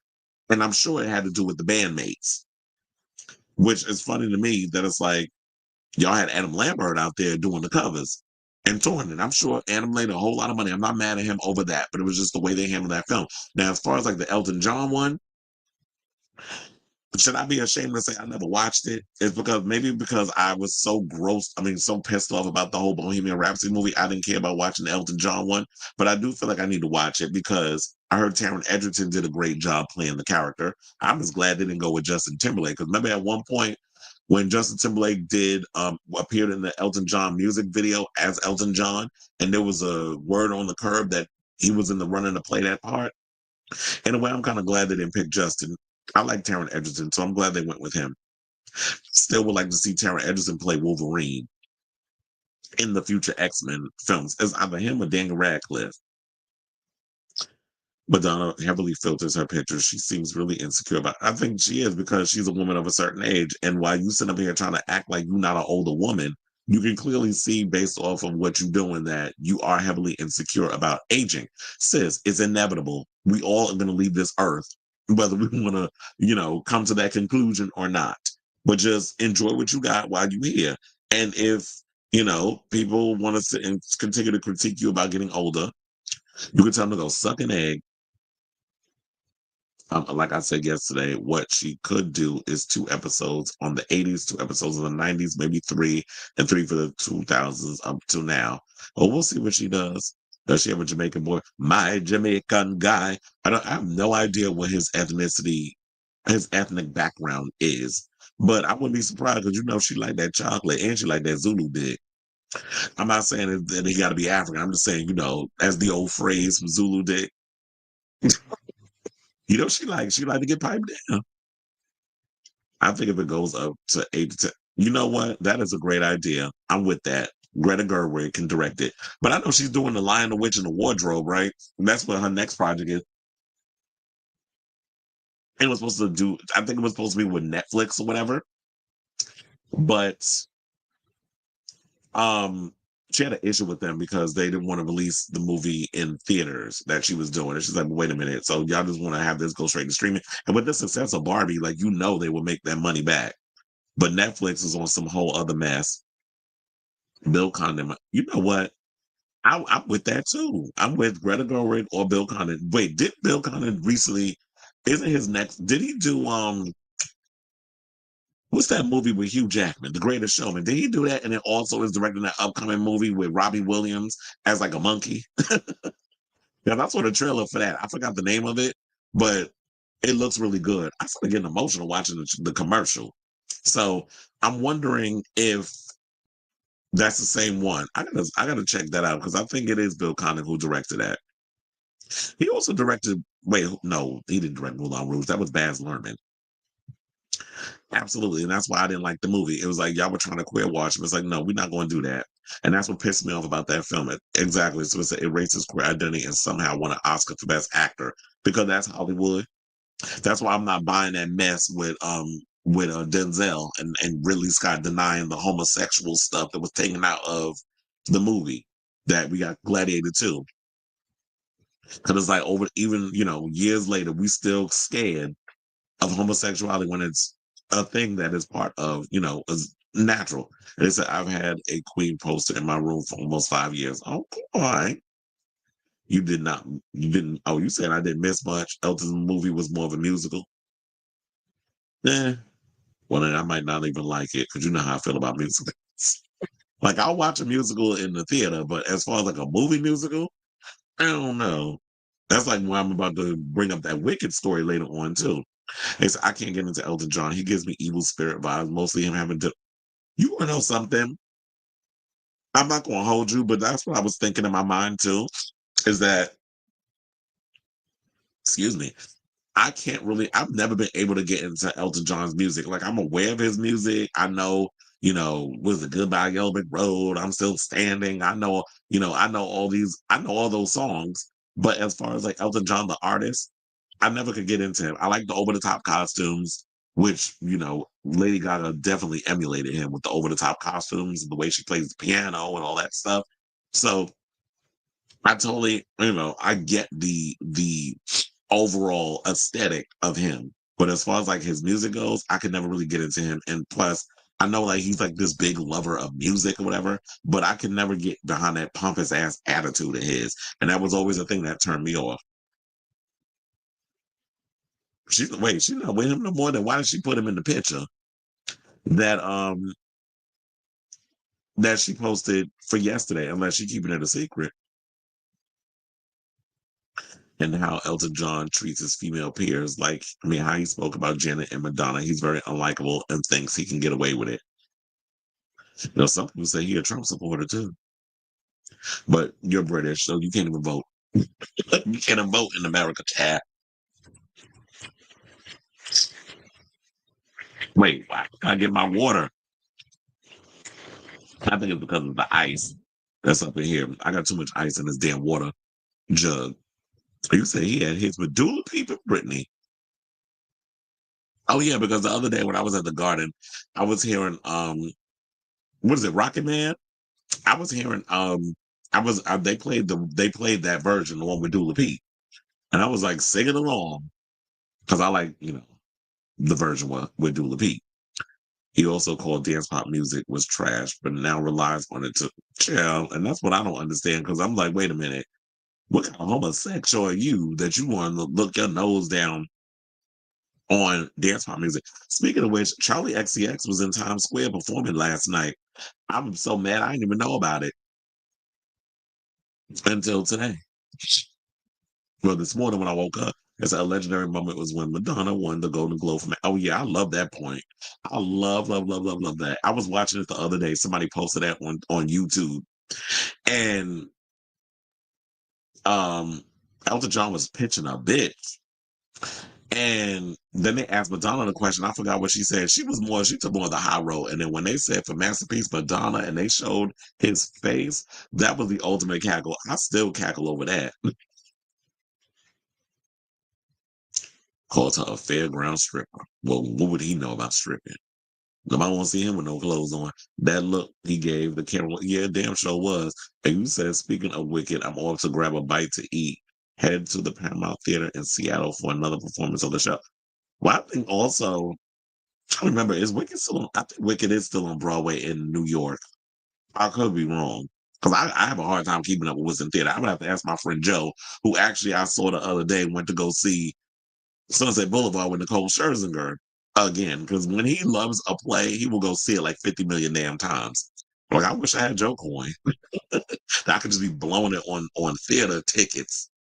Because theater ain't cheap. But if you know where to go, if you go to TKTS, they do be having some good sales on you can get a good a sale on the ticket in Times Square. But yeah, I feel like because of Wicked in the movie, it's really gonna get people to go want to see it in the theater. Oh, you said we got two tours. Okay. I was like, where we going? What's the next topic? Beyonce. Let's get into her. So the CMA Awards executive producer is speaking out on, you know, Beyonce being snubbed from the CMAs. His name is Robert Deaton. And he recently spoke to the Hollywood Reporter in regards of this talk about Beyonce being snubbed for the Country Music Awards. And so he went in depth with it. And I'm basically just going to read y'all um, his excerpt from what he said in that article. If y'all want to be able to read the article in full, where he talks about a bunch of other country artists like Post Malone and Shabuzi and so many other people, I have it linked on my website in the article, which has the same headline that you see down below in the lower third. So basically, he talked about basically he said this. He said, with that in mind, Beyonce had one of the biggest country albums of the year with Cowboy Carter, but it was heavily snubbed. What are your thoughts on that? So basically, he was asking what his thoughts were. He said, I don't ever comment on whether someone's nominated or not, whether it's Beyonce or whether it's Miranda Lambert. For example, honestly, here's the thing. I kind of look at myself as a football coach. It's like, what's the team? I've got to coach the team that I have. And now it's Beyonce, is Beyonce invited? Always with open arms, complete open arms. And by the way, I absolutely loved working with her. That was my idea 7 years ago when she performed at the 2016 CMA Awards. I was in LA and I was prepping for the Billboard Music Awards, and Beyonce dropped that album Lemonade. I didn't know anybody in that camp. I got the publicist and the manager's name, and I sent an email, introduced myself, and I didn't hear anything back until I think it was probably September. It was so funny because they answered the email like I had just sent the email the previous day. It was hilarious. And I'm like, oh my gosh, I had forgotten I even sent that email. And they were like, hey, we like this idea that you had. Let's talk about it. So he basically said, we went through the whole thing and we got the chicks involved, which was awesome. And it was great to have them back. I love that performance. I thought it was so fantastic. And she was so lovely. It was interesting, though. The manager said, have you met Beyonce yet? And I'm like, no.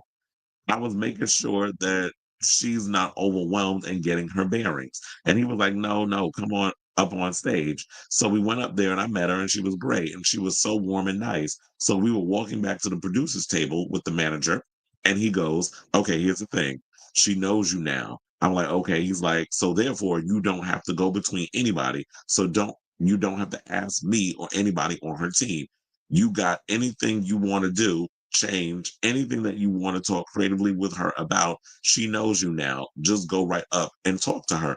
And I have to say that I actually like to know that. It's like once her team introduces you to her, because there's this reputation that she has, where it's like she could be an ice queen or whatever the case is, I guess based over the way she presents herself. Maybe that's a good way, the mystery and all that presents themselves the way it's like she may not be approachable, but I love the idea of it's like, oh no, it's just she don't know you at first. Once you've been introduced, now the doors is open. It's like if you have any ideas, whatever the case is, it's like come up to me. I'm very open and collaborative.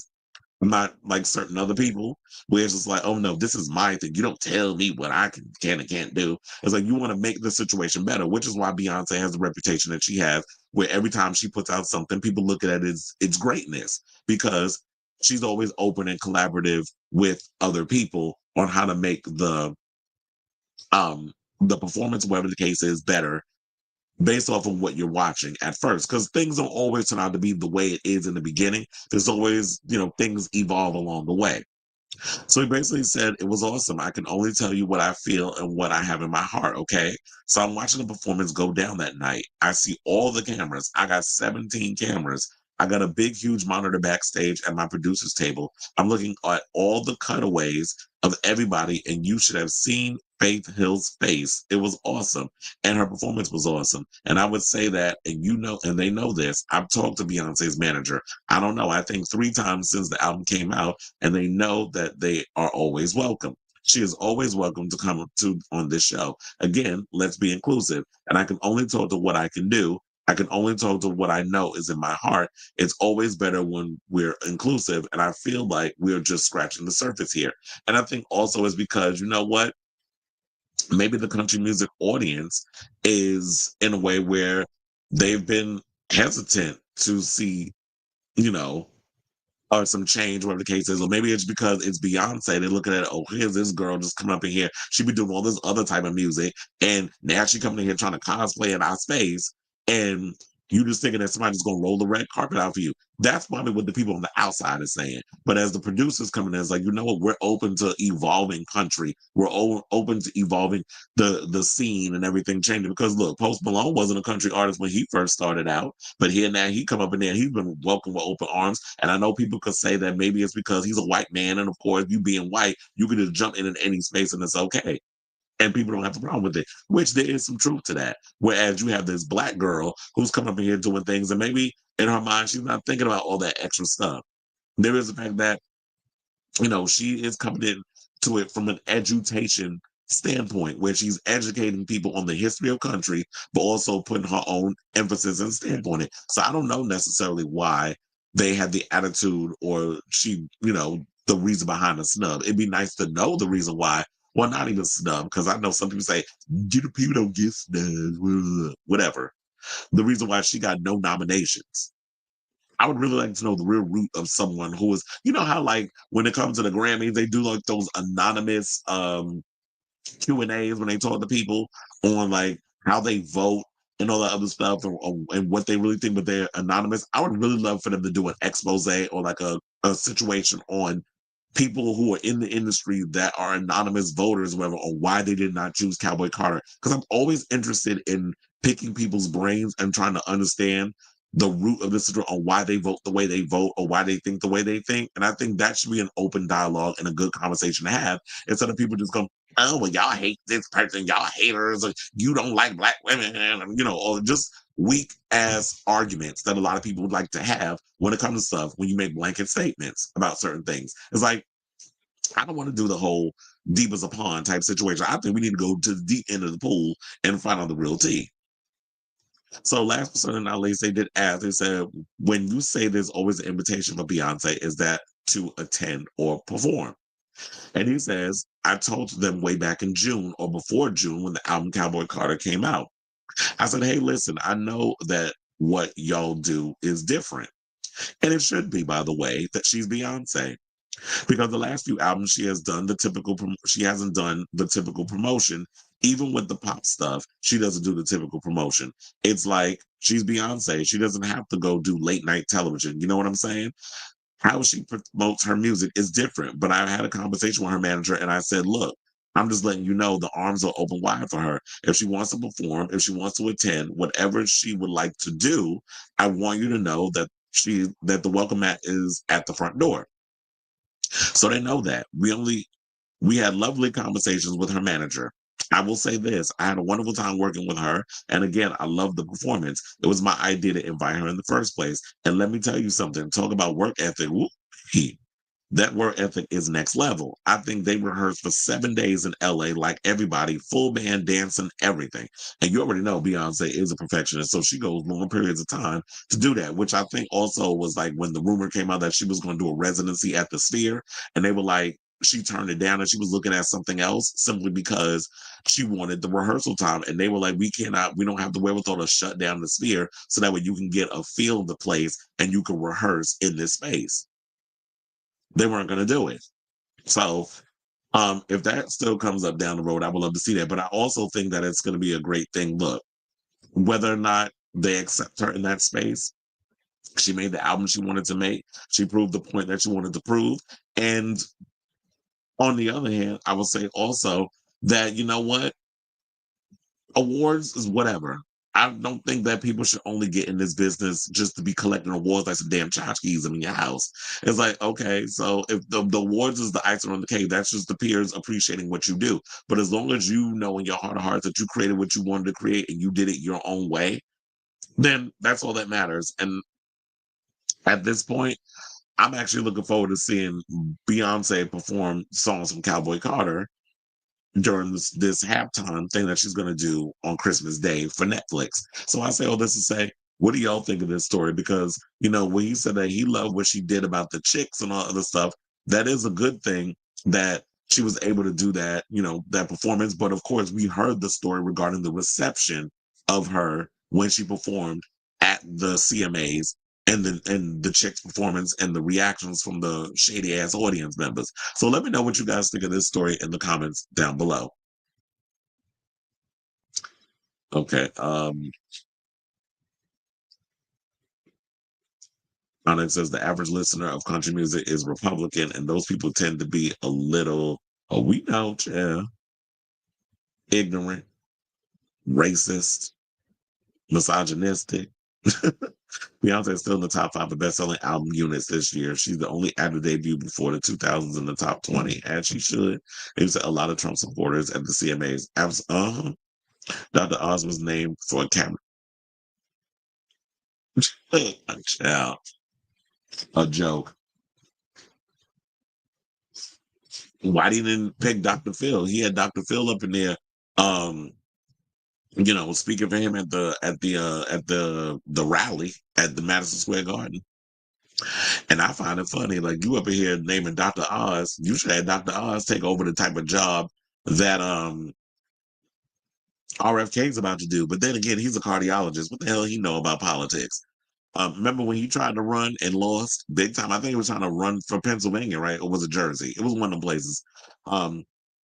Dr. Oz is a whole damn clown. And you want to know something? I blame you, Oprah, for giving us the both of they dumbasses, for giving us Dr. Oz and for giving us Dr. Phil. This country is a damn joke. A lot of country artists are Trump supporters, especially the older ones.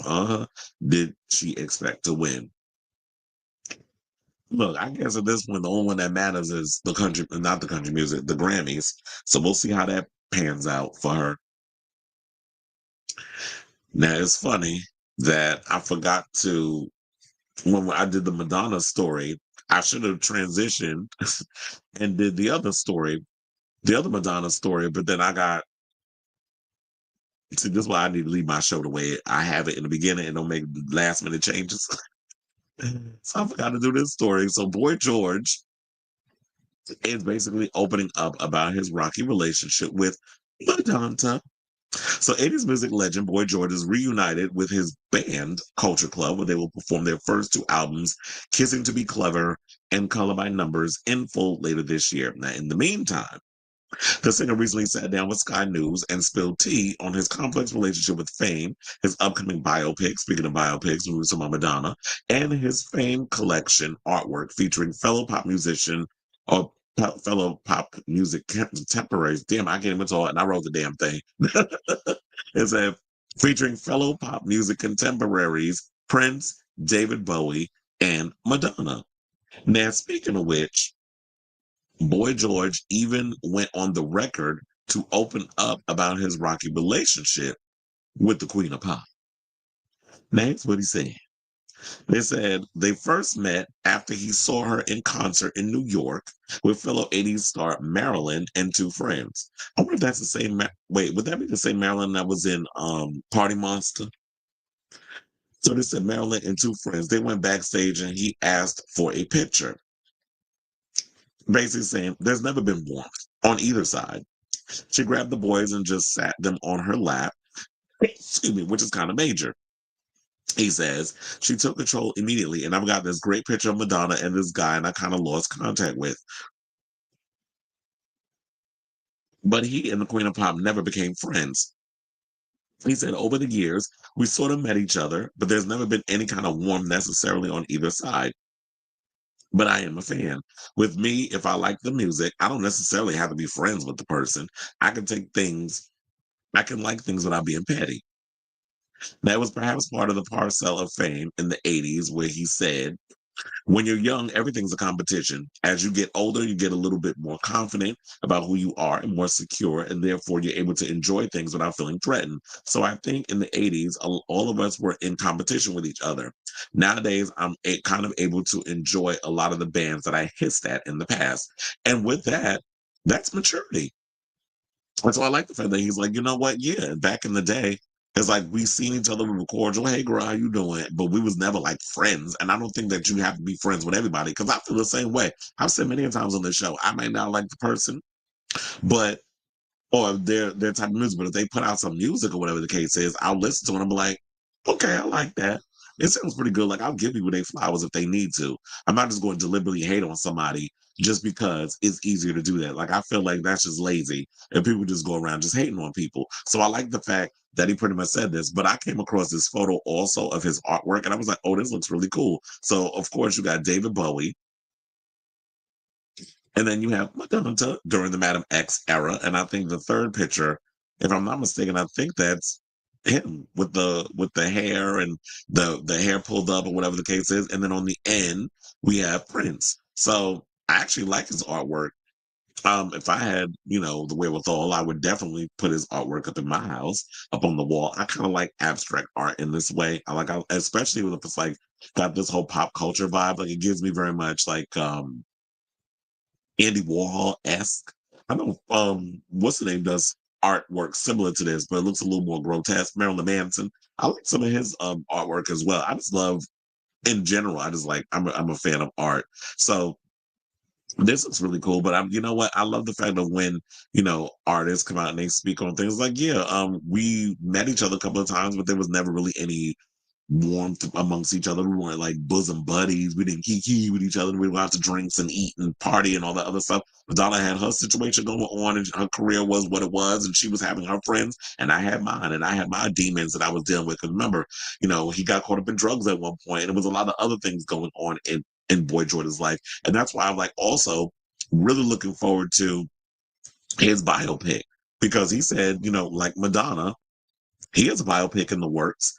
And I'm definitely interested in seeing that when it plays out because you know what? We're in this whole nostalgic era where it seems like a lot of the people that we grew up with and we love musically, they're doing documentaries on them, they're doing like biopics, and they're doing like docuseries on them. So it's like a lot of things that we grew up and loved is we're finally getting they're pulling back the curtain and we're getting to see the real Wizard of Oz and that sort of thing. And I actually like learning about how the machine works and taking it apart and trying to understand all the other stuff that goes on behind the scenes.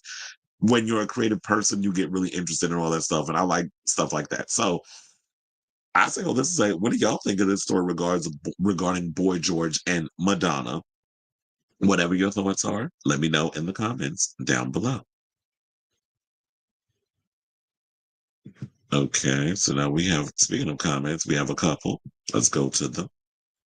And he said Gwen Stefani and her man didn't endorse comp. Wait, did y'all hear this tea about that? Well, I mean, look, they're rich. It's not going whatever's happening is not going to affect them. So they don't care. He said her man is Blake Shelton. Not know Marilyn Manson was in Party Monster, but I thought that one of the characters that Marilyn Manson played, I thought was Marilyn. The little crazy trans drugged up person. I thought that was like the same person. So I'm probably wrong with that. Madonna said she met him when she was starting out and was going to perform at Camden Palace and loved his edgy fashion. Also, who was it? RuPaul said that he had ran into Madonna at the clubs back in the day, and I think he had the same reception when it came to her. He didn't have nice things to say about her. She talked about it in an interview she did when she was doing her live show at the Coco Club in 2005 to promote Confessions. I saw that there was a reaction video of somebody watching the Coco performance for the Confessions album. What's your favorite Boy George song? Love Karma Chameleon. I'll tumble for you. I do love that song. Do you really want to hurt me? I do love that song. Oh, and I also love the Crying Game. That is another one of my favorites. So look at me, just all of a sudden, off the top of my head, just coming up with the Boy George Culture Club songs. And it's funny, here you go with the same damn thing. You said my favorite Culture Club song is Do You Really Want to Hurt Me? And for a solo song, The Crying Game. Absolutely. And I didn't even look at your comment, and all of a sudden I just saw it pop up. You said, who else should get a biopic? Sylvester. When we getting that one? I've been saying for the longest, Sylvester need to get his own biopic.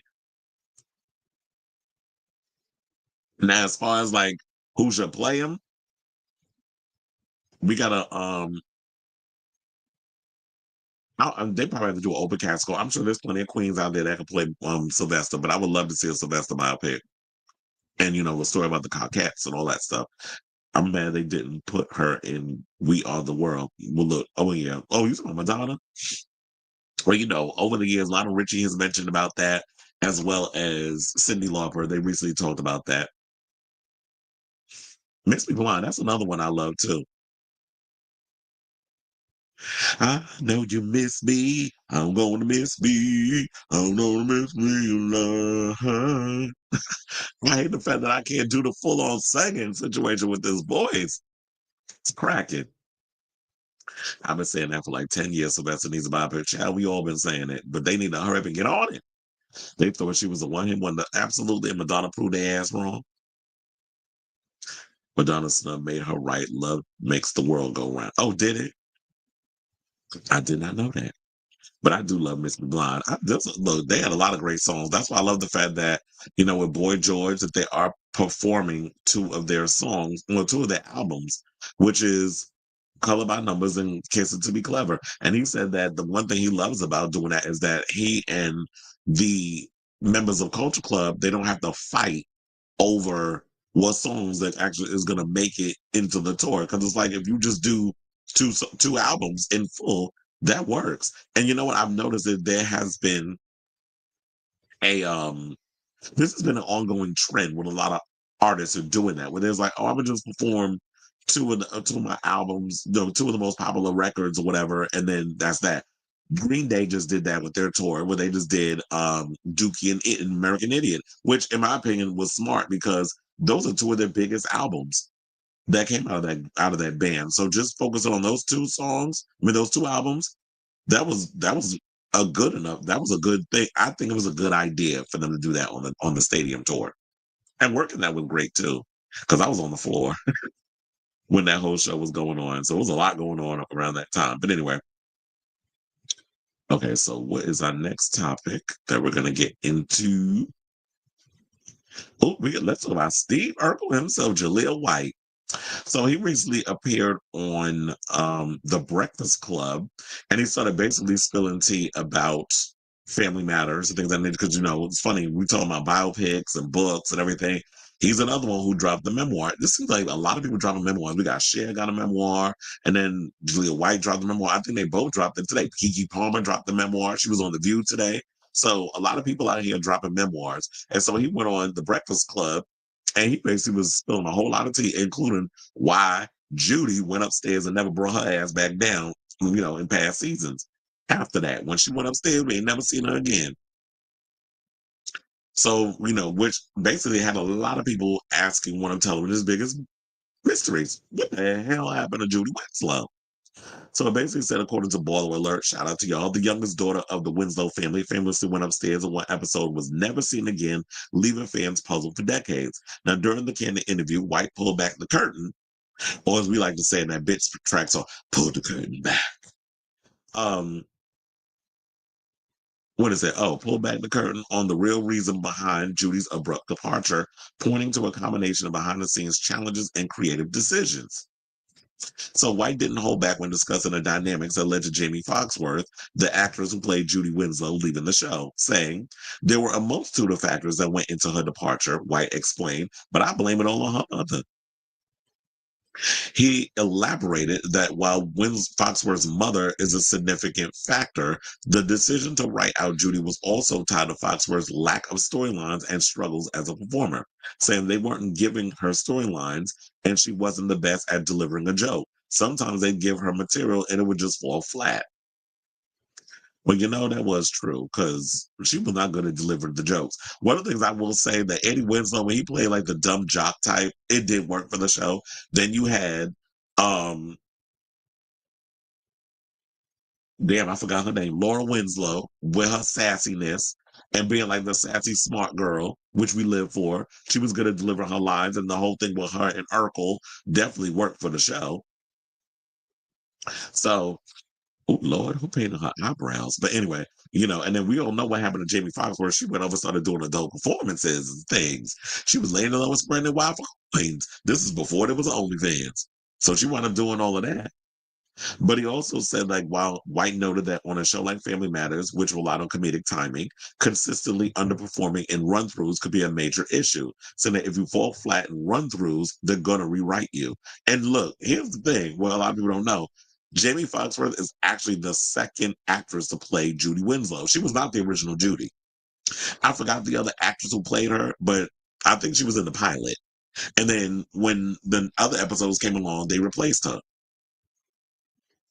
So he also said kids are still roasting each other. That's never going to go away.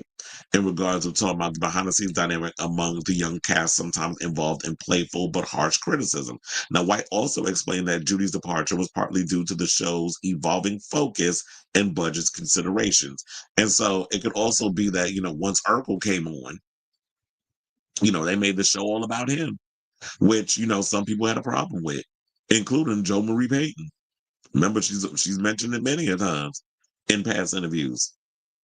So they said the production team ultimately decided that the character was no longer necessary, leading to Foxworth's abrupt exit. Because it was like, you know what? Where he said she was already only in one scene. We'd written her down as much as we possibly could. The corporation did the corporation thing. They were like, how much are we paying her? Okay, we'll just save the money. I mean, as harsh as it sounds, that's basically what it is. So I know it might hurt to hear that, but sometimes it's like, we have an initial idea in the beginning. It's like, yeah, we're going to give you 3 kids and that sort of thing. And then we're just trying to work it through, work it through, work it through. And we all know, like, through the first season of Family Matters, the show was focusing a lot on trying to figure out where they were going to go creatively. Because remember, at first it started out when Urkel finally came on halfway through one season, halfway through the first season, he was only supposed to be in one episode, but because he hit it out of the park with playing Urkel, and people was loving that character so much, they continued to write him in because they saw how the reaction of the audience was. And then, of course, the live studio audience, which they taped in front of. And then on top of that, once he was introduced And then they saw the ratings spike through TGIF because of word of mouth and that sort of thing. There's like, oh, wait a minute. We're on to something here finally. So I think that the incorporation of Steve Urkel was a happy accident. And then all of a sudden, let's write this show around him. And I understand that people who are veteran actors and come from the theater world, they'd be pissed off about that because of the way y'all were professionally trained. But TV is a whole different animal. And it's all about ratings. So now I did come across this Us Weekly article where they were talking about the revelations from his memoir, including where he stands with the cast. So they said basically Family Matters, which aired from 1989 to 1998, was a spinoff of Perfect Strangers that followed Emmett. Well, of course, because we know Harriet was the elevator attendant on the show. I used to love Perfect Strangers. There was one guy that used to come in our neighborhood that used to drive the ice cream truck. His name was Larry, right? And they had Larry and Balky on the show. That was supposed to be his cousin from another country or whatever. So every time he would come through the neighborhood, all us kids would come outside. Larry, where's Balky? Like that would be our own little joke. I know he would get so irritated with that, but we were kids, and that was our little joke that we had in regards of the ice cream man, whose name was Larry, would come through the neighborhood with the ice cream truck. So I know we used to drive him nuts with that. But when you kids, you think every little thing you do is funny. So they basically said that basically it follows a middle class black family in Chicago. We already know that. So the hit sitcom featured Reginald VelJohnson, Joe Marie Payton, Darius McCrary, Kelly Shaneen Williams, Jamie Foxworth, Brighton McClure, who is he still on one of them soap operas? What is it, The Young and the Restless? And Michelle Thomas, may she rest in peace. So White joined Family Matters halfway through the first season as the Winslow's nerdy neighbor, Steve Urkel. The role was only meant for one episode, but then because he became a breakout character, they pretty much added him as a part of the main cast. So he said, my performance was so well received during the initial episode that they began writing me into the next episode, White recalling his memoir, Growing Up Urkel, which was released on Tuesday, November 19th, today. They even reshot new teasers for the season that featured me prominently as if I'd been an original cast member all along. Now, Family Matters became the second longest running live action sitcom with a predominantly black cast behind the Jeffersons. The success caused the cast to rise to stardom, but the experience wasn't without its obstacles. Now, in his book, why y'all had to tell us when it's out when you already said it previously? Us Weekly, y'all really need to proofread before y'all hit send on your articles. But anyway, nitpicking aside, let's get back into what they said.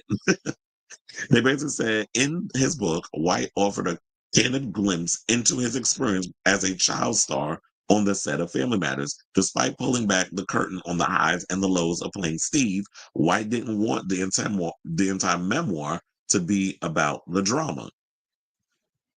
So I never felt the need for any get back at my co-stars. First of all, I live my life to do better. That's the truth. I have a 15-year-old daughter. Yeah, a 15-year-old. What the hell I've been? I didn't know he had children. He says, I have a 15-year-old daughter. If I put out a book, I want her to be proud of it. This is what he told Us Weekly exclusively. He said, I also write things to try to be timeless. So addressing anyone's personal accusations, I feel makes the book not only the literary work that I want it to be. Now, White told us that his relationship with his former co-stars vary. He noted that he has basic relationships with some of his cast members, while others have continued to be a part of his life. So, and there's takeaways where they basically said the difference between the adult actors and the children. Basically said there was a clear vision, even if we were working, that there were the adults and there were the kids. And then the crew would say, hey, go get the kids from school. White recalled during an interview with us, no matter what my standing was on the show, as far as celebrity was concerned on the set, I was still one of the kids. Now, as his star rose, there was a bit of a divide, saying, by workload, I was the leading man on Family Matters, but I was never number one on the call sheet.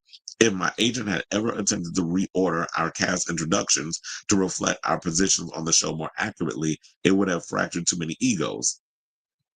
So it's funny how he wasn't even on number one on the call sheet, but they pretty much had him getting a bulk of the workload.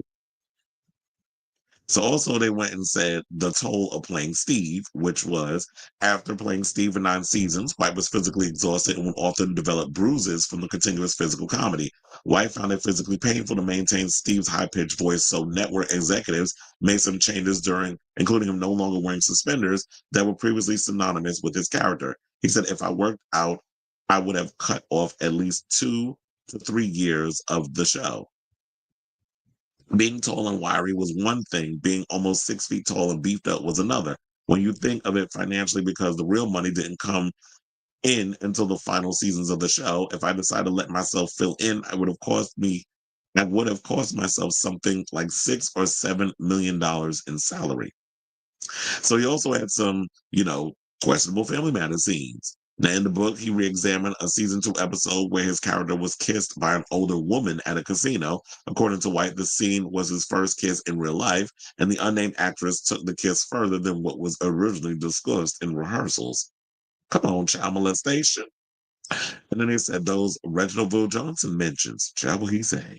He said Bill Johnson remained on the show for the series run, but when his co-stars heard that Miller allegedly told Bill Johnson, now Reginald, if you're not happy here, they would often repeat the phrase back to him and joke about the alleged tension. He also opened up about Myra, death, as in Michelle Thomas, when she basically joined the show as a love interest for Steve in 93. And she remained on the show until the final season when she was diagnosed with a rare cancer in 97, which limited her screen time before she passed away at age 30 1 year later. When Family Matters went off the air, Michelle found herself hurled into a game of video vixen offers and unethical casting practices, and she was perceived to be not believably edgy enough for a lot of the roles. This is what Wright wrote in his book. To avoid running into anyone from show business, she waited tables for a stint in far out Palmdale, California. My mother Gail kept her secret even from me until her dying day. Now, child, he fell out with Kelly Williams, aka Laura Winslow. Now, growing up Urkel, excuse me, highlighted White's bond with Williams, who played Laura, aka the object of Steve's affection, and his eventual wife on the show. The pair briefly had a falling out while filming season 5, which got so bad they stopped speaking altogether. White revealed that despite having feelings for each other, doing. They was actually having feelings for each other behind the scenes too. This is some good tea. But it said that despite having feelings for each other, a misunderstanding caused permanent discord between the co-stars. Now, after going out of their way to avoid eye contact while filming, White and Williams reconciled during a scene break. White cited that experience as the reason he vowed never again to catch feelings for an actress he was working with on a project. Or maybe what it is the fact that he caught feelings, but the feelings weren't reciprocated and it caused an awkward situation between them. So basically, even the time that we had on set and we were not getting along so great, I was doing 2 things in describing that. I was showing some adolescent immaturity and some reality about getting along with your co-stars. This is what he explained about in the passage in the book. At the same time, I was also teaching you a trick. Because we're not the only actors who've done that. Some pretty famous shows have had actors who have looked to the side of each other's head and didn't even look at each other. And you can't tell at home. But that's true because, with the cameras and stuff, you do have your eye line and all that other stuff. So, yeah, it's like you can fake it like you're looking at somebody because of the way the shots are hooked up. So he wanted to provide some interesting behind the scenes insight for readers, adding that there was part of me that wanted to give you a peek behind the curtain of television production nuances, the schedules, the demands, the things that feel unfair and the things that feel fair. Then there was a part of me that also just wanted to write something coming of age and gave you all the feels of the 90s. So there's that, but to wrap this up, Chair, because there's a whole lot. They basically talk about his friendship with Darius McCrary and Kelly Williams, which basically said that he had an extensive dialogue with them. The general public is always going to see Steve, Carl, and Laura as a trio. But for me, I'm always going to see me, Kelly, and Darius as what is triumvirate? I don't even know if I said that word correct. That was our childhood. We were very much linked to each other in adolescence and in our puberty years. So I don't really need to talk to anybody beyond those two and Brighton McClure. So he's basically letting us know who he's friendly with. He speaks to Kelly, he speaks to Darius, and he speaks to Brighton. For those who don't know who Brighton is, that was little Richie, all grown up child, because that boy got fine as he got older. But anyway, so he also included stories about her, as in Kelly, leaving Hollywood. And basically said that when he was writing that chapter, he had to call her and talk to her. And they actually do keep in touch. She lives in Maryland right now, but she made a notable decision to depart from the business on a regular basis. It was very important to say not entirely, but just on a regular basis. So she has done some acting because I could have sworn I seen her in a Lifetime movie, I think, with Joe Marie Payton. Now he also reassessed his past experience with Joe Marie. Speaking of her, who Harriet, the original Harriet, had an issue with him where they said he didn't address the feud head on, but wrote about his co-stars, hinting that he was difficult at press interviews. He said, "Am I difficult to work with? I wanted for the first time. They said publicly that I was spoiled, but was I really?" He wrote, "I think we were all affected by certain privileges and autonomies. So I try to refrain from revisionist history or being the pot to call the kettle black." He also, in the book, addressed where he said it is alleged that Peyton would often be late for table readings. There was a specific time when Peyton allegedly told her co-stars that she was tardy because her rearview mirror fell off her car, so she drove back home to get her other Mercedes.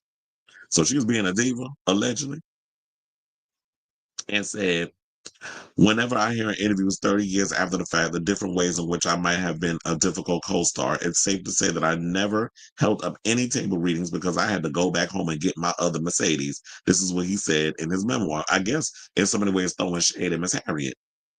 And look, I understand that, you think that you were supposed to be this diva or whatever the case is. But look, he said that he was never difficult to be working with. That's her experience, and he's not going to take it away, but that's not how he saw it.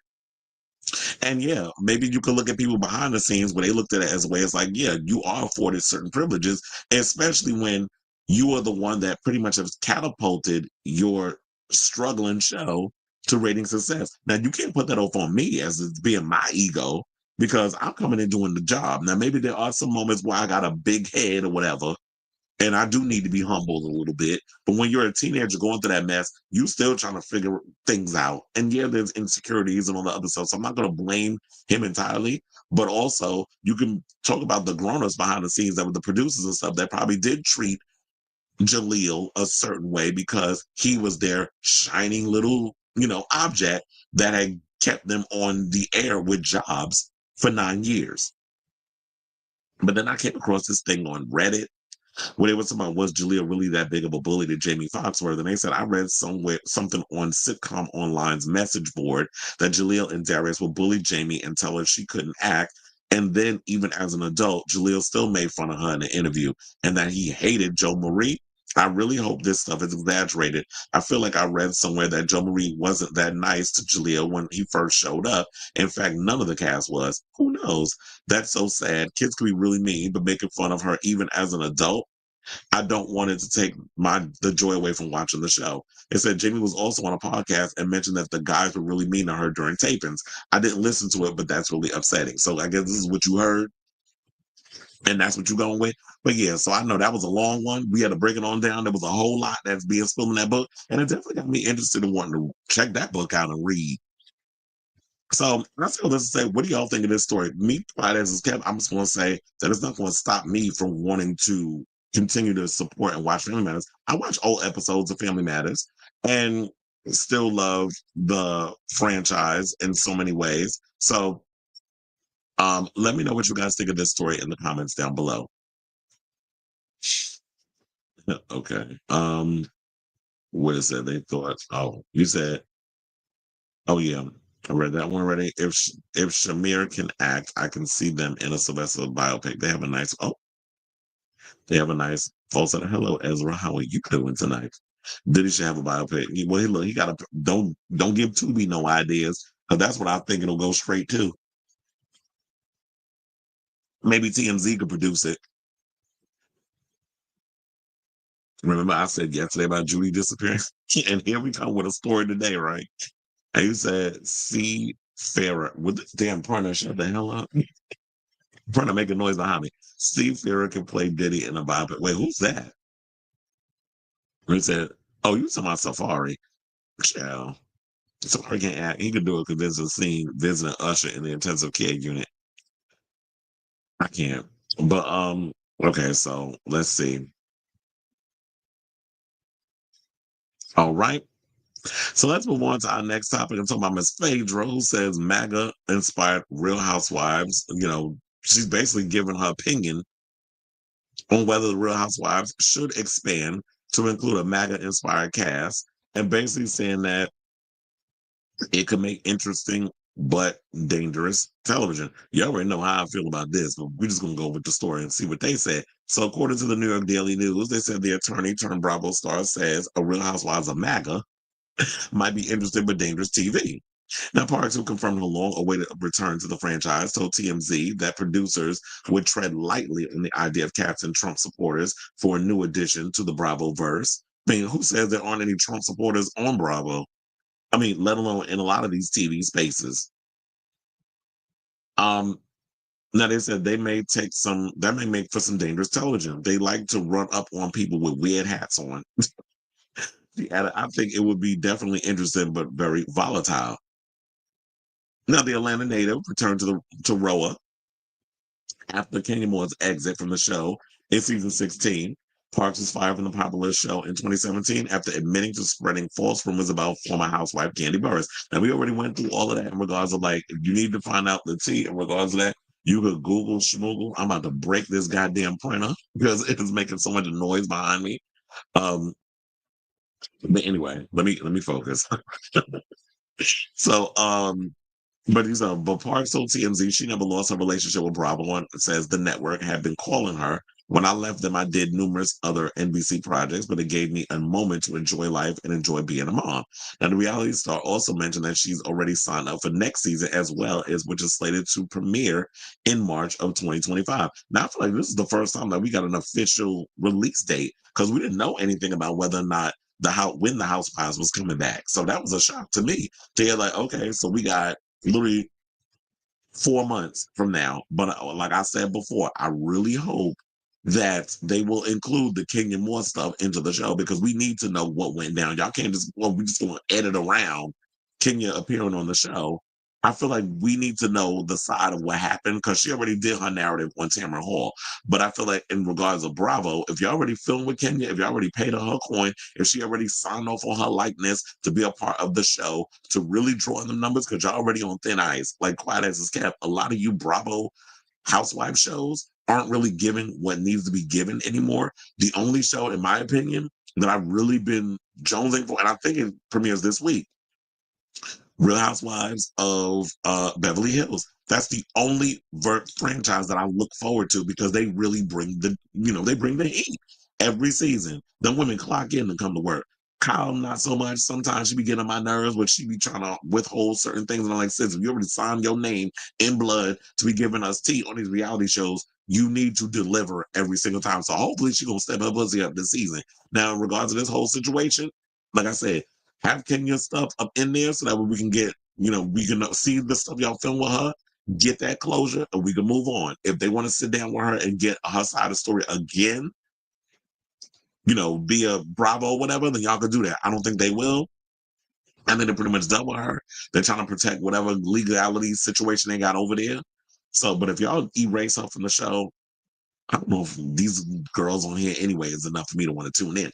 But to get to the MAGA stuff, MAGA has already taken over a lot of our entertainment. They already done took over the UFC. They was all up in there when I worked that show on Saturday, especially when Donald Trump and all of them came out. And how everybody went ape shit and started pulling out their phones and filming and taking their pictures and all that other stuff. So the MAGA influences definitely entered pop culture. Now, in regards of would people watch it, I can't see people actually sitting there watching a series about a bunch of maggots, you know. I mean, what are y'all going to talk about? Because Funky Dineva said something yesterday on his show that I was like, oh, girl, you done hit the nail on the head. Because it was about, if you really want to get white people, if they were trying to come at you, it's like, what would y'all be without racism? Like, what do y'all stand for? What do y'all contribute to the world outside of relying on racism to make yourselves have sort of anything. And even with the Donald Trump stuff, can you name any of his damn policies that y'all agree with and that y'all stand on? Be quiet as it's kept. Connolly really had no damn policies either. You was basically out here using Biden stuff. You was giving us Biden 2.0, and people ain't want that. So, and then of course they concede and oh my gosh. It's on my secure web searches off. I know if I press this done, it's going to turn off. So I'm waiting until the end of this clip and then hit it. But so I say all this to say, while it might be a great idea and might be great to want to capitalize on MAGA and giving them an opportunity for a reality show, I think people will probably watch the first episode out of curiosity, but I don't think they'll be interesting enough to keep them around for a season or or seasons seasons after. So quite as it's kept, I really think they all need to chop a lot of these housewife shows because everything is not supposed to last forever. I just don't think that these housewife shows are as influential as they once were. So I say all this to say, what do y'all think of this story? Would you be interested if the idea became a reality of checking out a MAGA style Real Housewives series? Whatever your thoughts are in this story, let me know in the comments down below. Okay, so hold on, because I'm gonna close this out and then I know it's gonna reboot the thing. So give me a second. Oh, it didn't.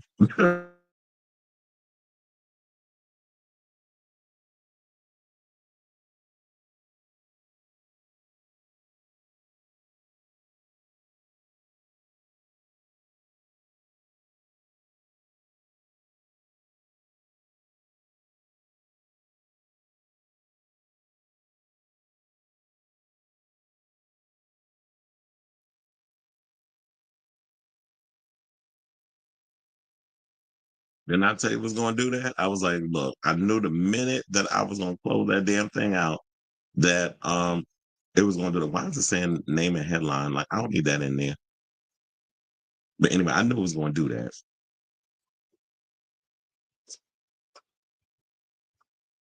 Okay, so Onyx says I think the idea is interesting, but what city would they even go in if most major cities are filled with Democrats? They probably have to do a red state, and they could do Florida, something like that. Potomac would actually be perfect for this concept, but those girls are already established. If the cast is upper class elites that go to country clubs and do old money activities, and I might actually watch. That could be interesting. Felix said, hell no.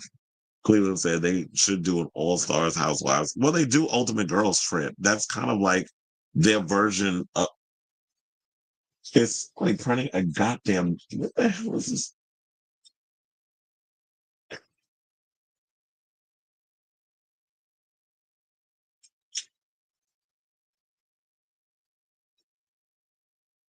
I'm like, hold on. It's like the hell?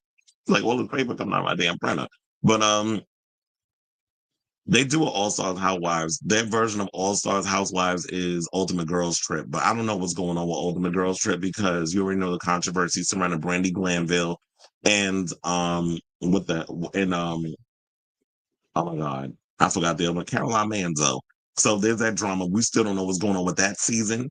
If it will even see the light of day, probably because they're going to be wrapped up in legalities. So at this point, I don't see that ever coming out, but I feel like at this point they probably squashed the All Stars, well, their version of that, which is Ultimate Girls Trip. So yeah, they were doing that at one point, which was like they would just bring in a bunch of the girls from different housewives, and they pretty much just spend a week at like a on and for example, like they go to France or they would go to Italy or the Bahamas or the Berkshires, or as we like to call the Berserkshires, which is the Rendas, um, compound. So they was doing all of that. Speaking of which, like we said yesterday, you need to bring Dorinda back to the Housewives of New York.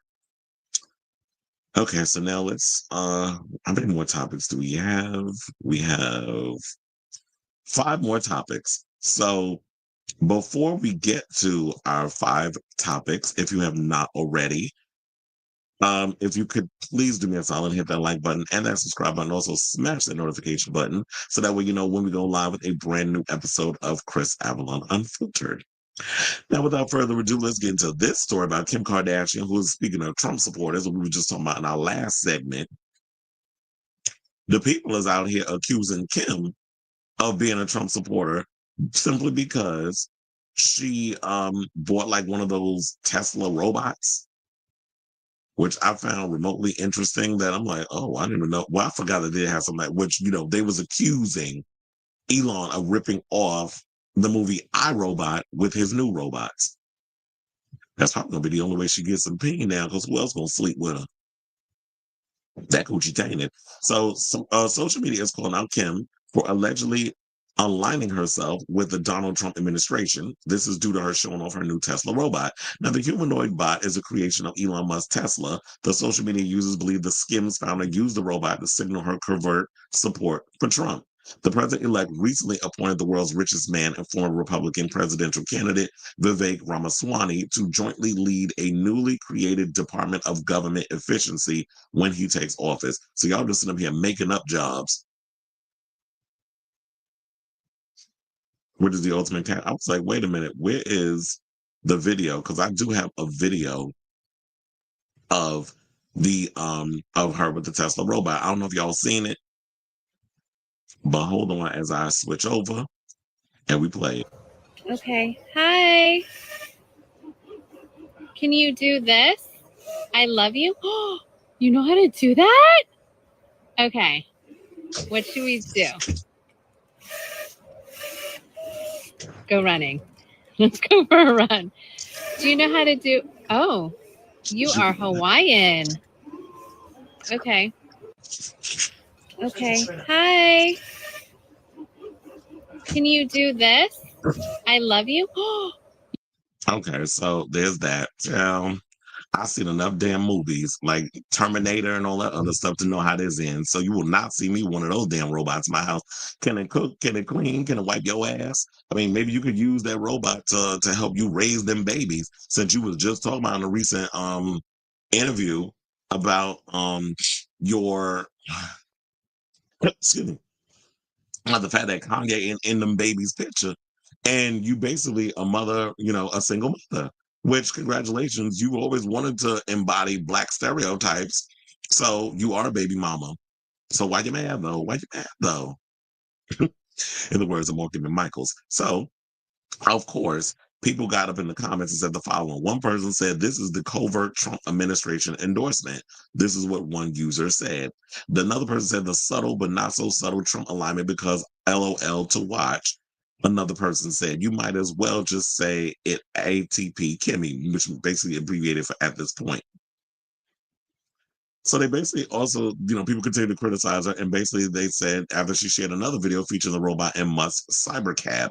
So oh, I was like, I got that one too. So hold on as I pull that up. And the funny thing is, when I saw this car, I literally the other day when I was coming home from work, and I saw like this dude that was in it was like army fatigue, and he was talking to two other people, and he literally had a Tesla as well. I said that car is so damn ugly. Like I've never really seen a Tesla up close. I just seen them like in the videos and stuff. I'm like, somebody actually went out and bought this car, which literally looks like the same damn tank that the soldiers in Aliens was driving up in when they was trying to get away from that alien, when they had the big alien invasion. Y'all know the scene if you've seen the movie like 50 million damn times, like I have.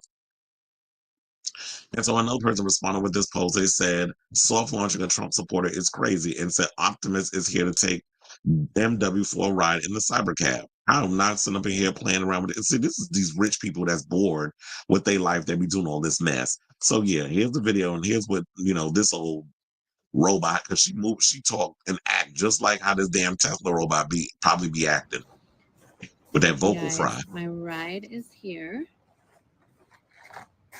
The new Tesla Cybercabs.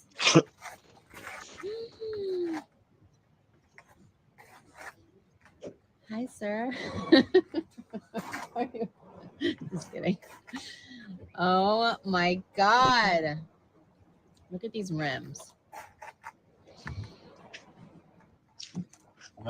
So look, it's a good thing she won't be afraid to show off her wealth. Um, but of course, you know, the people was dragging her up in the comments, and rightfully so. So they also went on to say, shortly before the election, they said Kim Kardashian and Kanye West's son Saint West shared unfavorable memes about Kamala Harris on his YouTube channel. Kardashian later deleted the account, but her latest post has fans believing it wasn't a mistake. And that's the funny thing is I had no idea this was going on. So basically, what are y'all teaching these kids up in this damn house? Because if you have one of your sons who's a kid sharing unfavorable memes about Kamala on his YouTube channel, who's talking to him? Is it Kanye? Because you said he's not in the picture. And here's the thing, I'm not surprised if Kim is out here as a Trump supporter. She is good friends with Ivanka. They was just spotted not too long ago. I think days before it was announced that he won the election, that she was hanging out with her. There was a picture, I believe, on Ivanka's page. And I think I showed y'all this on the show. And it was in the carousel, there was a picture of her with Ivanka, a picture of Ivanka with Kim. So why is anybody surprised that you get these rich elites all hanging out with each other? At the end of the day, it's like you can buy our country, you could buy our government, we could buy the democracy. If y'all could steal the land, you could actually, buy it up with a bunch of billionaires could buy it up and pretty much try to control how we receive information through media, mainstream corporate media, especially when you got Mika and Joe Scarborough bending the knee after all that mess y'all said about Trump for over a decade, about damn near a decade. Now y'all go up and there and bend the knee like this is a scene out of damn Game of Thrones. So we got to take a different approach. No, you're afraid that this Trump supporters and all them gonna come after y'all tired asses. This is exactly why the people look at the news as fake news, because y'all put yourselves in these situations where,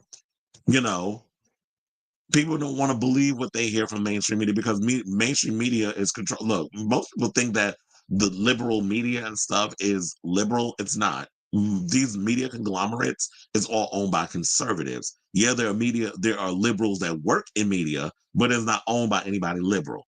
Especially if you're a billionaire and a damn capitalist. We know how a lot of y'all roll. So I do wonder this, even though she has not officially endorsed somebody, and I heard that Trump was pissed because she didn't endorse him back in the day, which was in 2020 when she showed her support for Biden. He said, I was disappointed in Kim. I get along with her fine.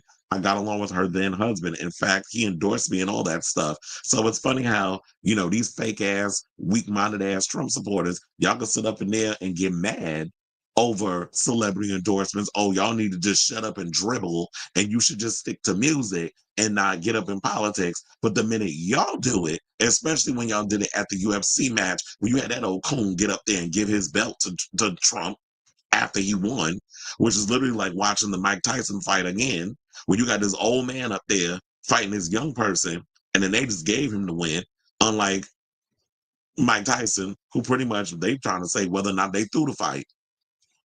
I would not be surprised all the riggery that goes on over there in boxing any damn way, and why boxing doesn't really hold as much weight as it once did when I was growing up and seeing all the icons with Evander Holyfield and Mike Tyson and Sugar Ray Leonard and Manny Pacquiao and Oscar De La Hoya and so many of the other legends that I grew up watching.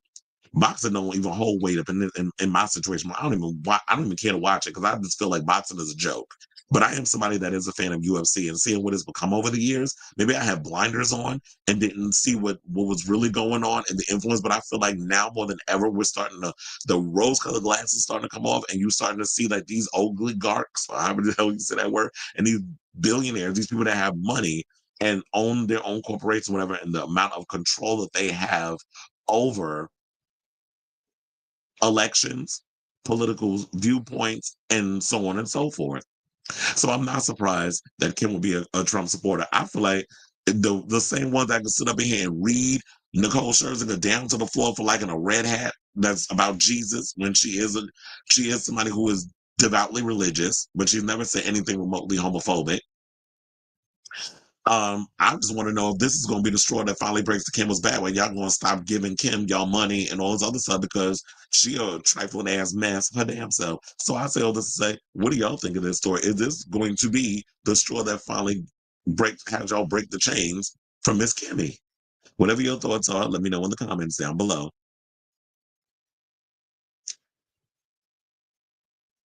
Felix says, did you see the picture of Johnson? Yeah, I did see that. A lot of people was pissed off about it, where he was wearing the ball cap. There was like that. I'm like, if you're showing yourself in solidarity, if you're in solidarity with somebody and you're like, you know what, I stand in solidarity with you with the whole cancer situation.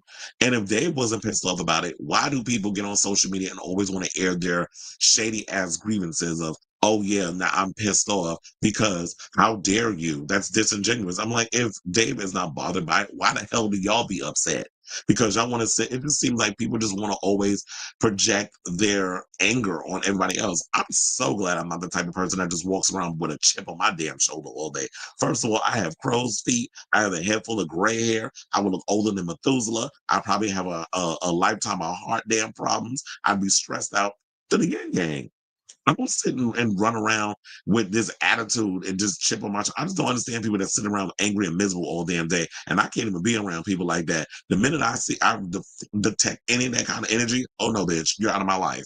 And so I don't understand why people was all upset about it, because I was like, if he wasn't mad, why are you mad? Why you mad though? Why you mad though? Why you mad though? Why you mad though? Remember that song from RuPaul's Drag Race? It sent Morgan and Michael's home. He was with, yeah, I saw that whole situation. It said most entrepreneurs are probably absolutely, because at the end of the day they want that tax break. And if you notice, I'm like, maybe there was some truth to the fact that, wait, now this is the first time they said that Jeff Bezos has not supported a candidate. Maybe they knew that there was something cooking, that he knew that there was a guarantee that Trump was going to win. So there might be something that people need to look into. They're like, yeah, he may have won in a lot of situations, but at what cost? And what kind of sorcery was going on behind the scenes with these billionaires? And that one of what is it? One of Elon's satellites was actually used. So I saw one of those tank-looking Tesla cars here in Bed-Stuy, Brooklyn. I was like, what fool bought this oversized piece of shit?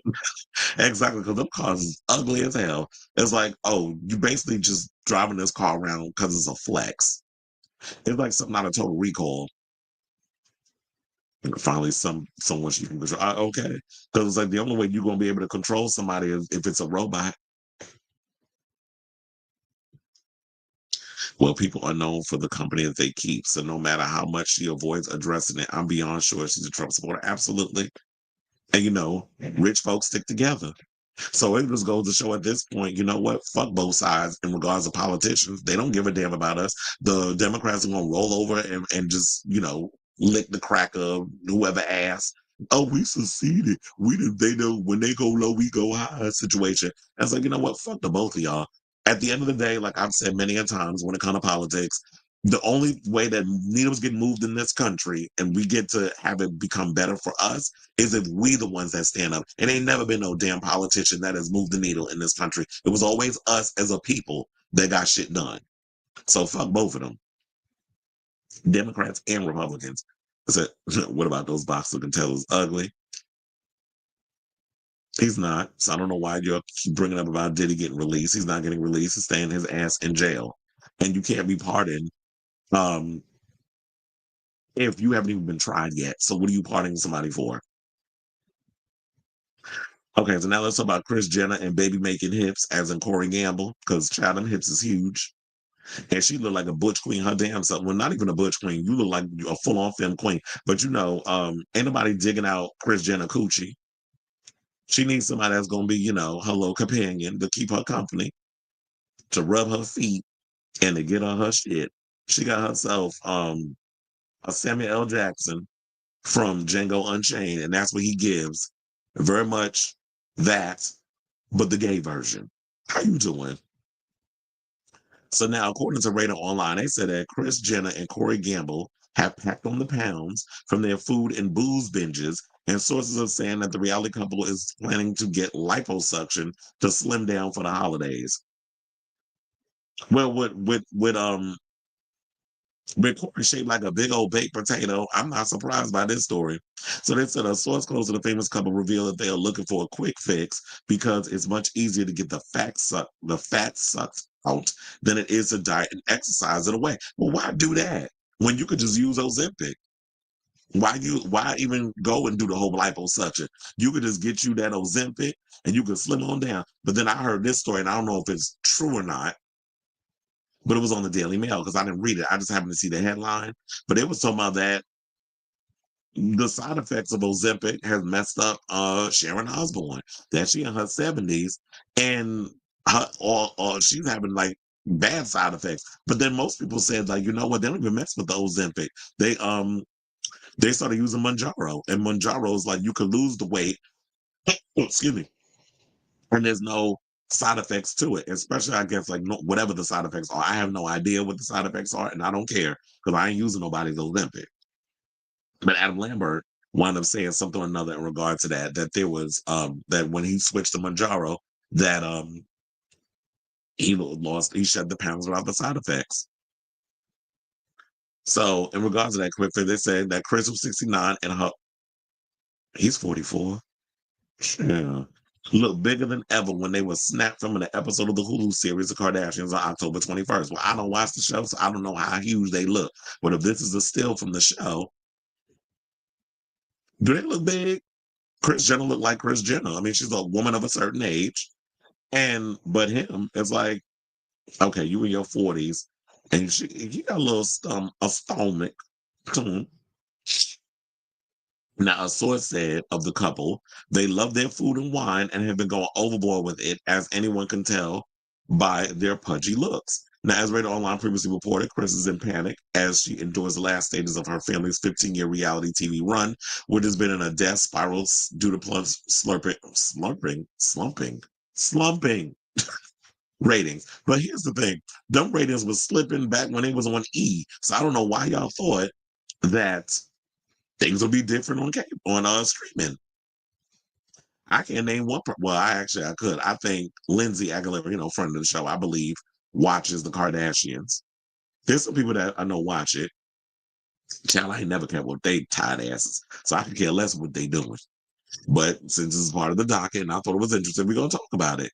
So when the tacky TV matriarch lost weight around this time last year, excuse me, tongues wagged that she's used the trendy drug Ozempic. Now, our source says she doesn't want to go near Ozempic this time around. She's not only afraid of the side effects, but also the gossip, like what happened last year. But then again, I don't know if I believe this story, because if y'all said that she doesn't want to go near Ozempic, that she's not afraid of the side effects, but she's afraid of the gossip.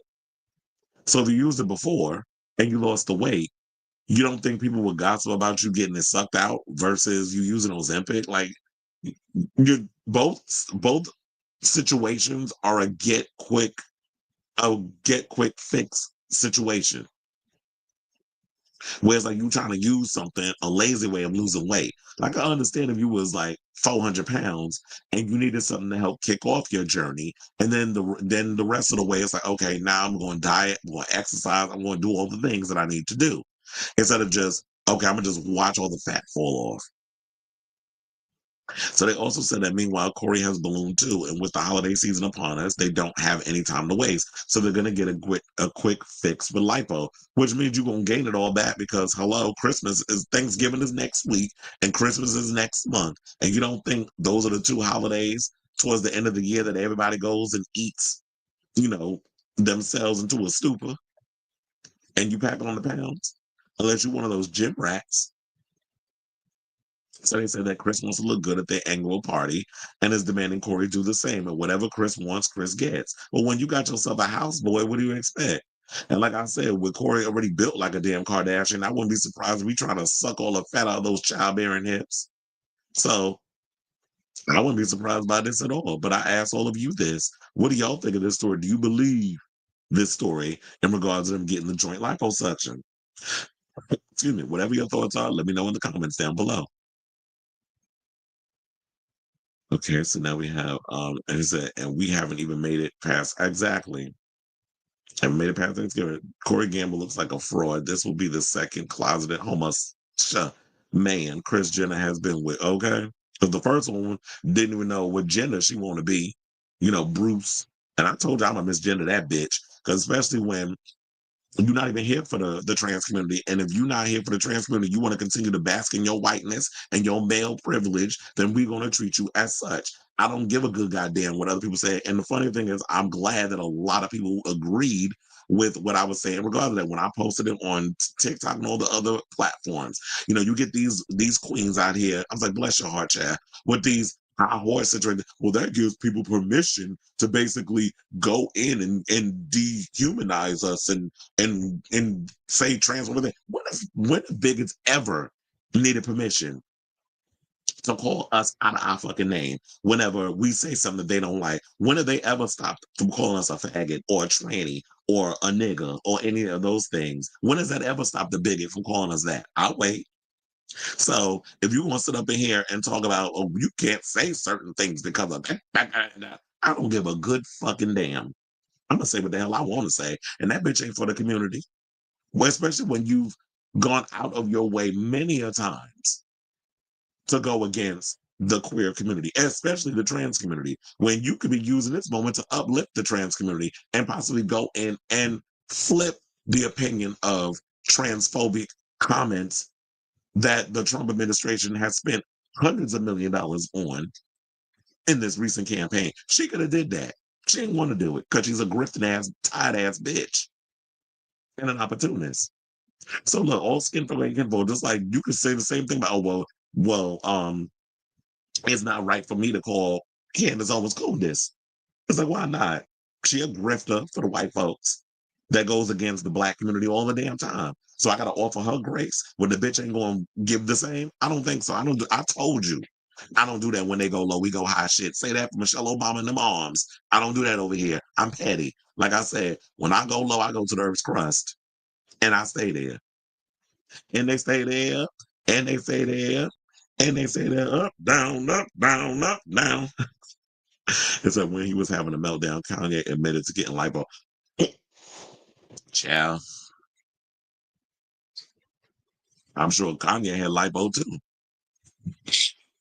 Lanier said they both look bigger in that picture than the last time I saw them. So since the weight gaining season is just now coming, why are they pigging out so?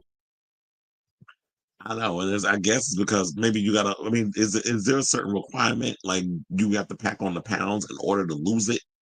That is, what I'm curious about in regards to that. I don't know how much you gotta weigh in order to be qualified to get liposuction. So maybe they was doing that, or they, a lot of them do that, get that quick fix situation. The Kim Zolciak was another one. When we saw her in the Housewives, how she was sitting up there and talking about, oh, I'm gonna just, work on this, get this new little treatment or whatever they would do with the show, and she would, lose weight, and so that she would never hit the gym. There's some people that's like that. Me, actually, even though I'm not really a big fan of working out, I like working out. I like getting my endorphins and other stuff, working. And it took me a long time to get to that place. I didn't really start working out until like my mid 30s. That's when I started like hitting the gym and doing all that stuff. But earlier, well, I guess I didn't really need to because I was a skinny little thing with a big old head. So but then when I started putting on weight, then I was like, oh, I want to maintain that in a sort of way. And now, a lot of people like the being thick or that small waist, broad chest, big ass, big thighs type of look. Like what's his name? That white content creator, Tyler Durden. I be loving the outfits that he be wearing and stuff, and he be showing it off on social media. And his whole body type. He's a content creator. He's married to a woman, but he does same sex stuff. And his wife does same. I mean, she does adult performances and stuff too, and lives for it. That her husband take meat up his butt, some other man, and he has been trying on. I've noticed a lot of the little outfits. I would say I would totally wear a lot of those outfits because Nasty Pig changed their designer, and they got some like newer like workout stuff or stripper gear or whatever, and the clothes is everything. I'm like, oh, I'm living for these fashions because I would definitely wear those. Like they had like this hoodie, like a neon hoodie with a crop top, and then it was like the booty shorts. I was like, okay, bitch. Now I would definitely wear those.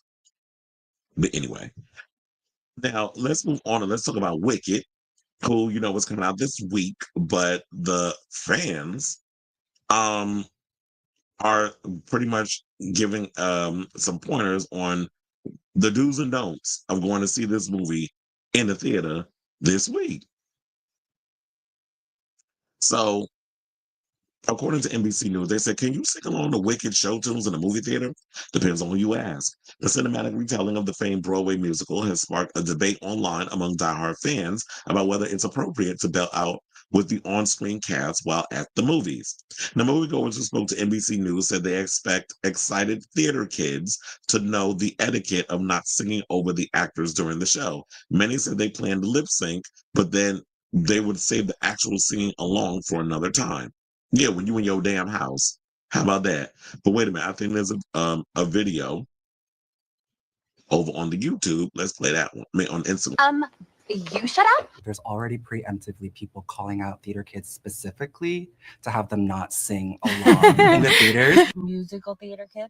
Y'all better shut the up during that movie. As theater kids yourselves, what's your take on it? It's Whatever tempting. I know, yeah. Why not? We understand it. I understand. Yeah. We understand it. If you do, and if you don't, we Yeah. respect the feelings. I say if you come the first time and you sing through, sing through. But come a second time and let us sing to you. Yeah, and if someone throws popcorn at you or their phone or something, maybe stop. Yeah. I'm kidding. So you are giving them the permission to sing along. No, yeah, we Yeah, why support not? whatever makes them happy. Yeah. Shut up. You Well, I'll give my opinion in a second in regards to that. But because I'm not here for the singing. One person said you should never sing in a Broadway theater. I mean, you would never sing in a Broadway theater. And this is what I was going to get to, is the fact that Alex Lewis, who's a longtime member of the off-Broadway community, basically said that many people who posted his take on the debate on TikTok, he said that his band Lou Burger posted a short song joking about the discourse last month, saying, I want to hear Cynthia Erivo singing. I want to hear Ariana Grande singing, referring to the actors who star in the film as Elphaba and Galinda. And saying that I don't want to hear you singing. Now, the discourse surrounding Wicked mirrors other recent conversations about etiquette in public gatherings, at concerts, and sporting events. Many people have noticed an influx of perceived bad behavior, including throwing items at artists or athletes. However, when it comes to movie theater etiquette, the conversation was largely centered around people using their devices during the film. And this is another reason why I don't go to the damn movies. Because here's the thing. When you go, and I guess when you do singing, when you like we'll say Taylor Swift when the Eras tour hit theaters, or Beyonce when she did her Renaissance tour, whatever, they did say that there was singing and dancing. It was encouraged after a scramble for expensive tickets left some without the opportunity to see the tour in person. So a lot of people weren't afforded to be able to see it in person because the tickets was too damn high. So there should be, and I agree with one of the people that said in the Instagram, where they said they should do what Frozen did and have special sing-along matinees for kids and people who want to sing along early in the evenings. That way the folks in the night can enjoy the movie in peace too. Everyone can get what they want if they were smart about it. And I have to say that I totally agree with that. I feel like if you're going to do this whole situation, what needs to happen is, why not do special screenings where it's like you could do a sing along? They do it every year with Rocky Horror, and like they said with Frozen. It's like, why not create special events? I think that this would be perfect for the movie theaters, since a lot of people are not going to the movie theaters as it is. There's a lot of movies flopping at the box office. Excuse me. And we're in a situation where there are people who are, what's the word? We need to create event screenings, simply similar to Barbie. And then, Oppenheimer and Barbieheimer, and they had that whole situation that went on, and it was like an event where people, I don't know what reason for Oppenheimer, I don't know what the event was around that, but we already know there was an event with Barbie where everybody came in pink and everybody was liking the movie for what it was. And like we said with Taylor Swift and the Eras tour, how people showed up and they performed they sang along with the songs and they danced and they did all that stuff. If you want to create something specifically for that, that'd be great. But me personally, it's like, yeah, when I go to the theater and I'm watching, for example, if I'm watching Sunset Boulevard, I'm not going to get up in there and try to act like my ass is Norma Desmond. I'm not going to do that. I'm going to let Nicole Scherzinger get up there and belt out them tunes. And I'm going to be caught up in the moment and I'm going to enjoy it.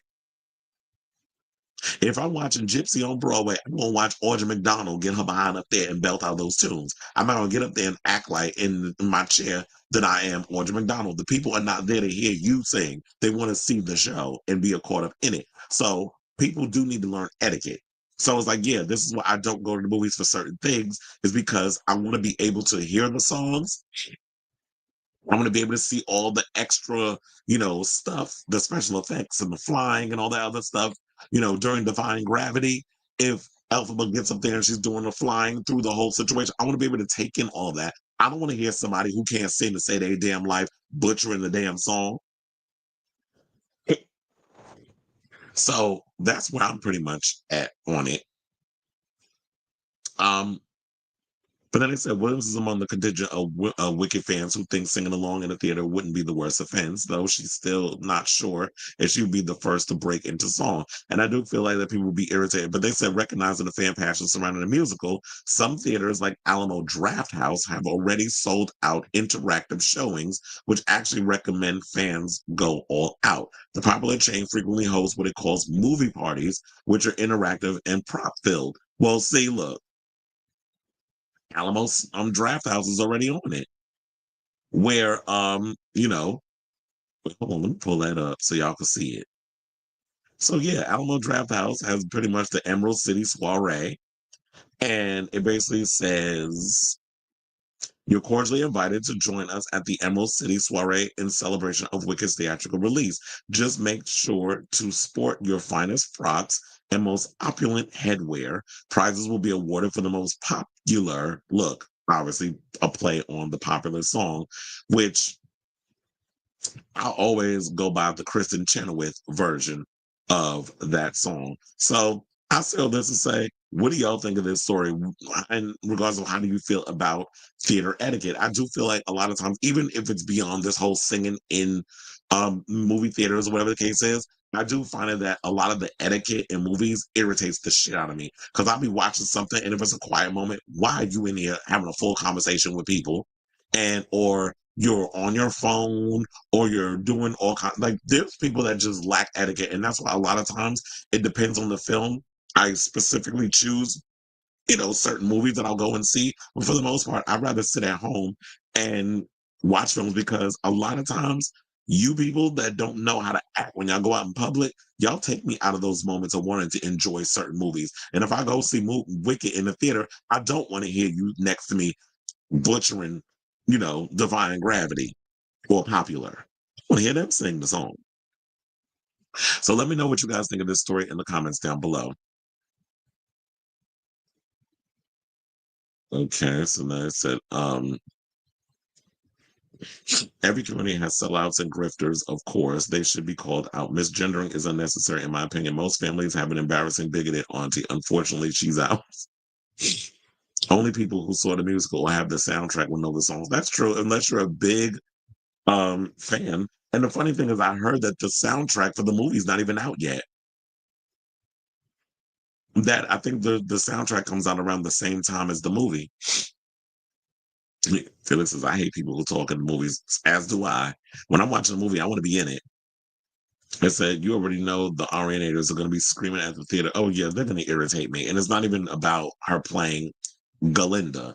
It's going to be, oh, y'all looking at Ariana Grande up there. Y'all acting like a bunch of damn sissies being irritating. I'm just going to be like, Chaz, you don't shut the fuck up. I'm going to throw this damn popcorn bucket at you. It's going to get to that point, which is why I said when Wicked come out on TV, I'll watch it. I want to see it, even though I'm not, a movie musical fan, and I know it's getting rave reviews. It's already like what we said, 99%. So Ariana's tacky, so we'll say that we audience members didn't sing along during Dreamgirls, so they shouldn't do it for Wicked. People need to relearn respecting the spaces that one is in. Exactly, and not think like the world revolves around you, because not everybody wants to hear your ass butchering the song off key.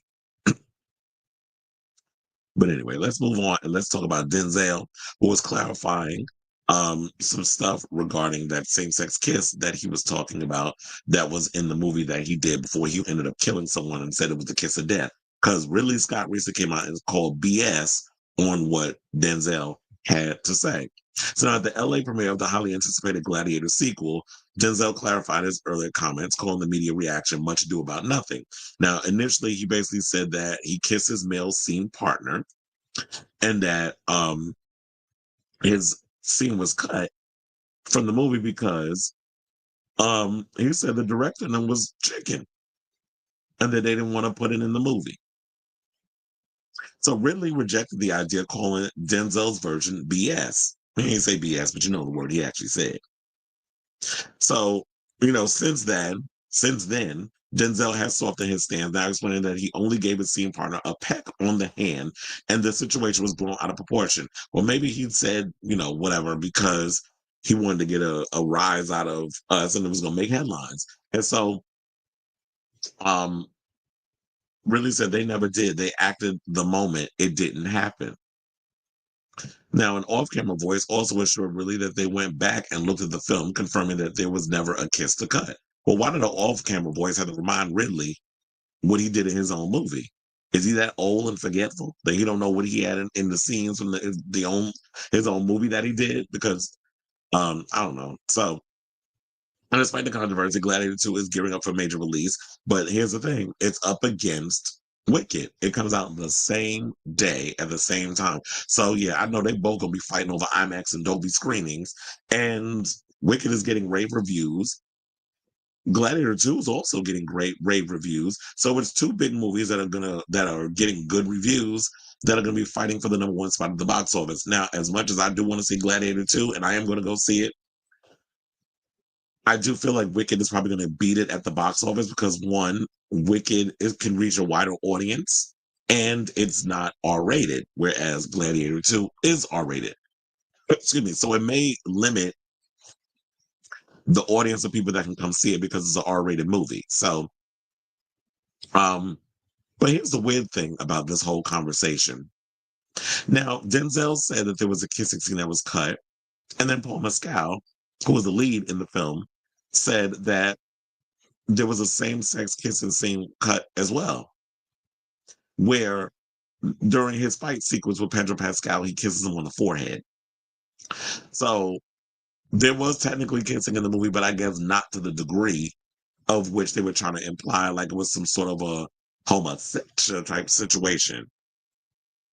But I do wish that because it is Gladiator in the Roman times and other stuff, that they would have gotten into showing same-sex situations going in, and it wasn't a big deal because that type of stuff wasn't a big deal at the time when, the end of the Roman Empire. It wasn't until after, decades later, centuries later, whatever, that it became a problem due to Catholicism. So I guess, like Denzel said, it's much ado about nothing. So I say all this to say, what do y'all think of this story? Whatever your thoughts are, let me know in the comments down below.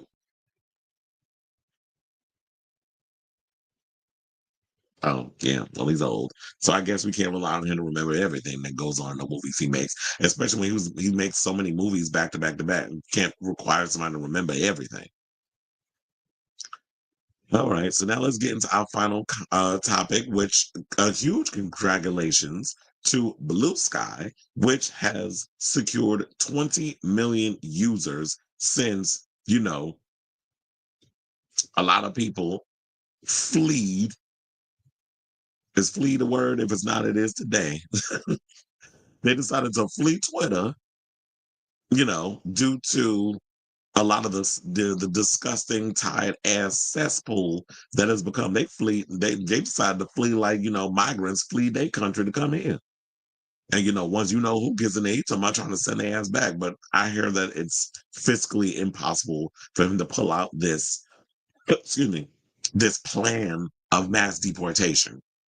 Which goes to show you that Trump is talking out of his ass, but don't necessarily know how anything works politically. He just fed y'all a bunch of BS just to tell y'all, just to win, and y'all fell for it. So basically, they said a trickle is becoming a flood for Blue Sky, Shout out to the Hollywood Reporter for this story. The social media company that has seen spectacular growth since the presidential election. Now, on Tuesday, the microblogging platform hit 20 million users and averaged 1 million new users per day over the last 5 days. Now, according to a November 13th post by Blue Sky CEO Jay Graber, the site had 6 million users in late August, nearly 11 million in late October, and hit 15 million users on November 15th. It added another 5 million users in just 5 days, with the explosive growth seen since November 5th, the day of the election, accelerating. Now, Blue Sky has been one of the main beneficiaries of millions of users leaving Elon Musk's Twitter as the site descends into a mess of bots, extreme content, crypto scams, ads, adult cinematography, racism, transphobia, and misinformation, and a partridge in a pear tree.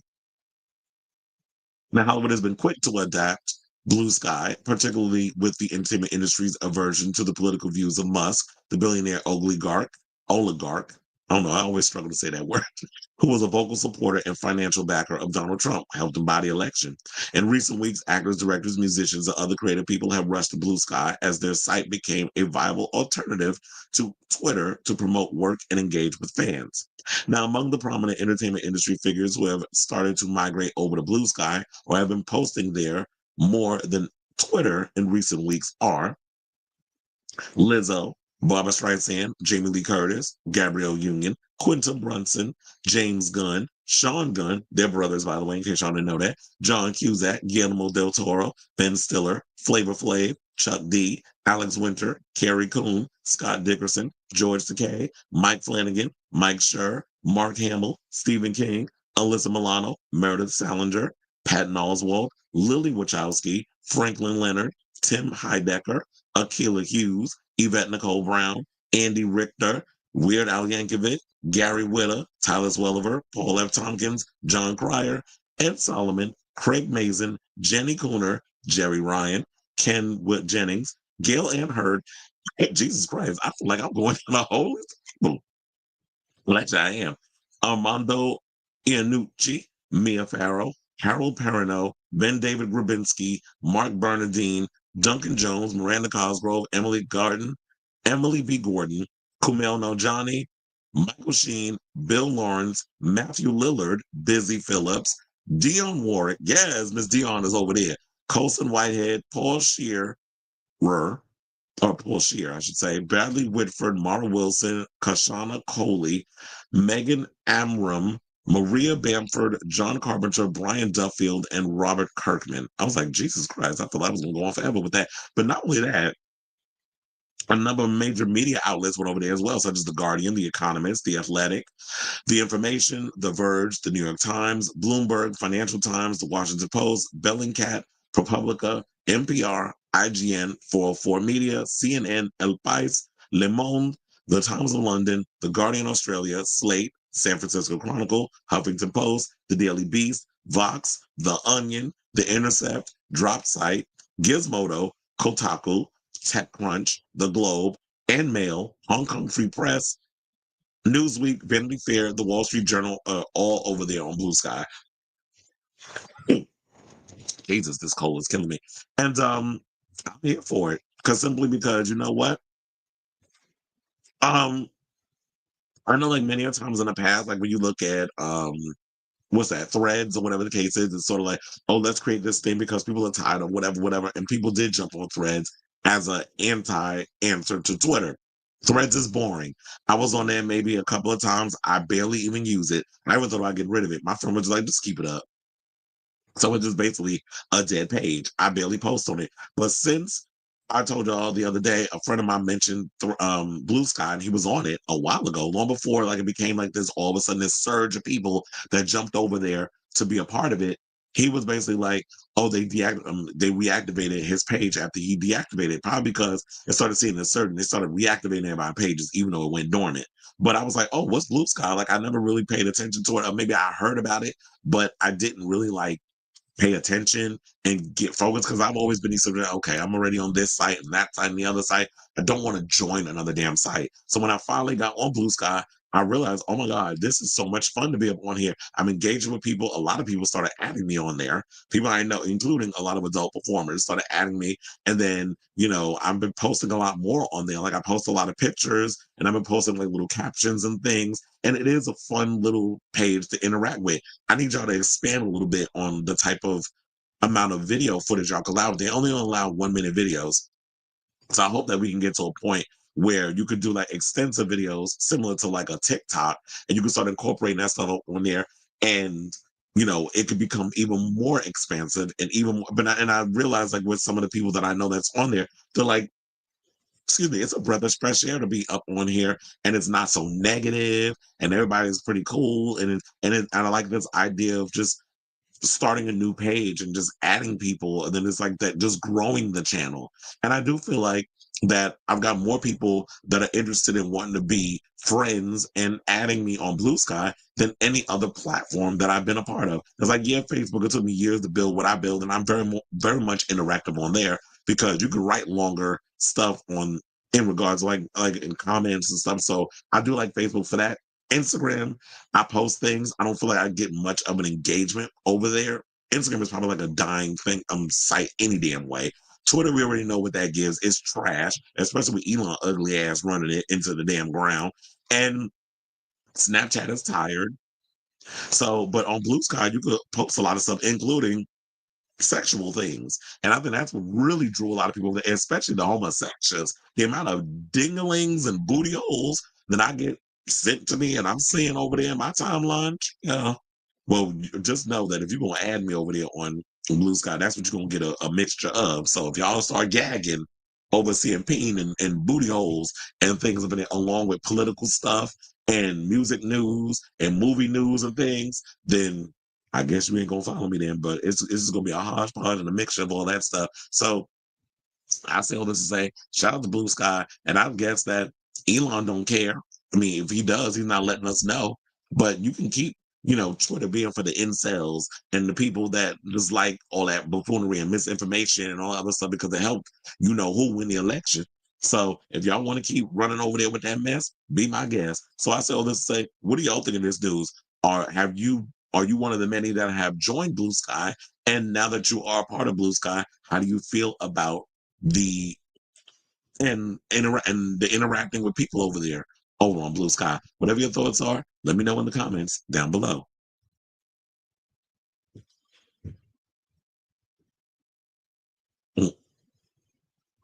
Why they leaving X? Why do you think? Because of Elon Musk.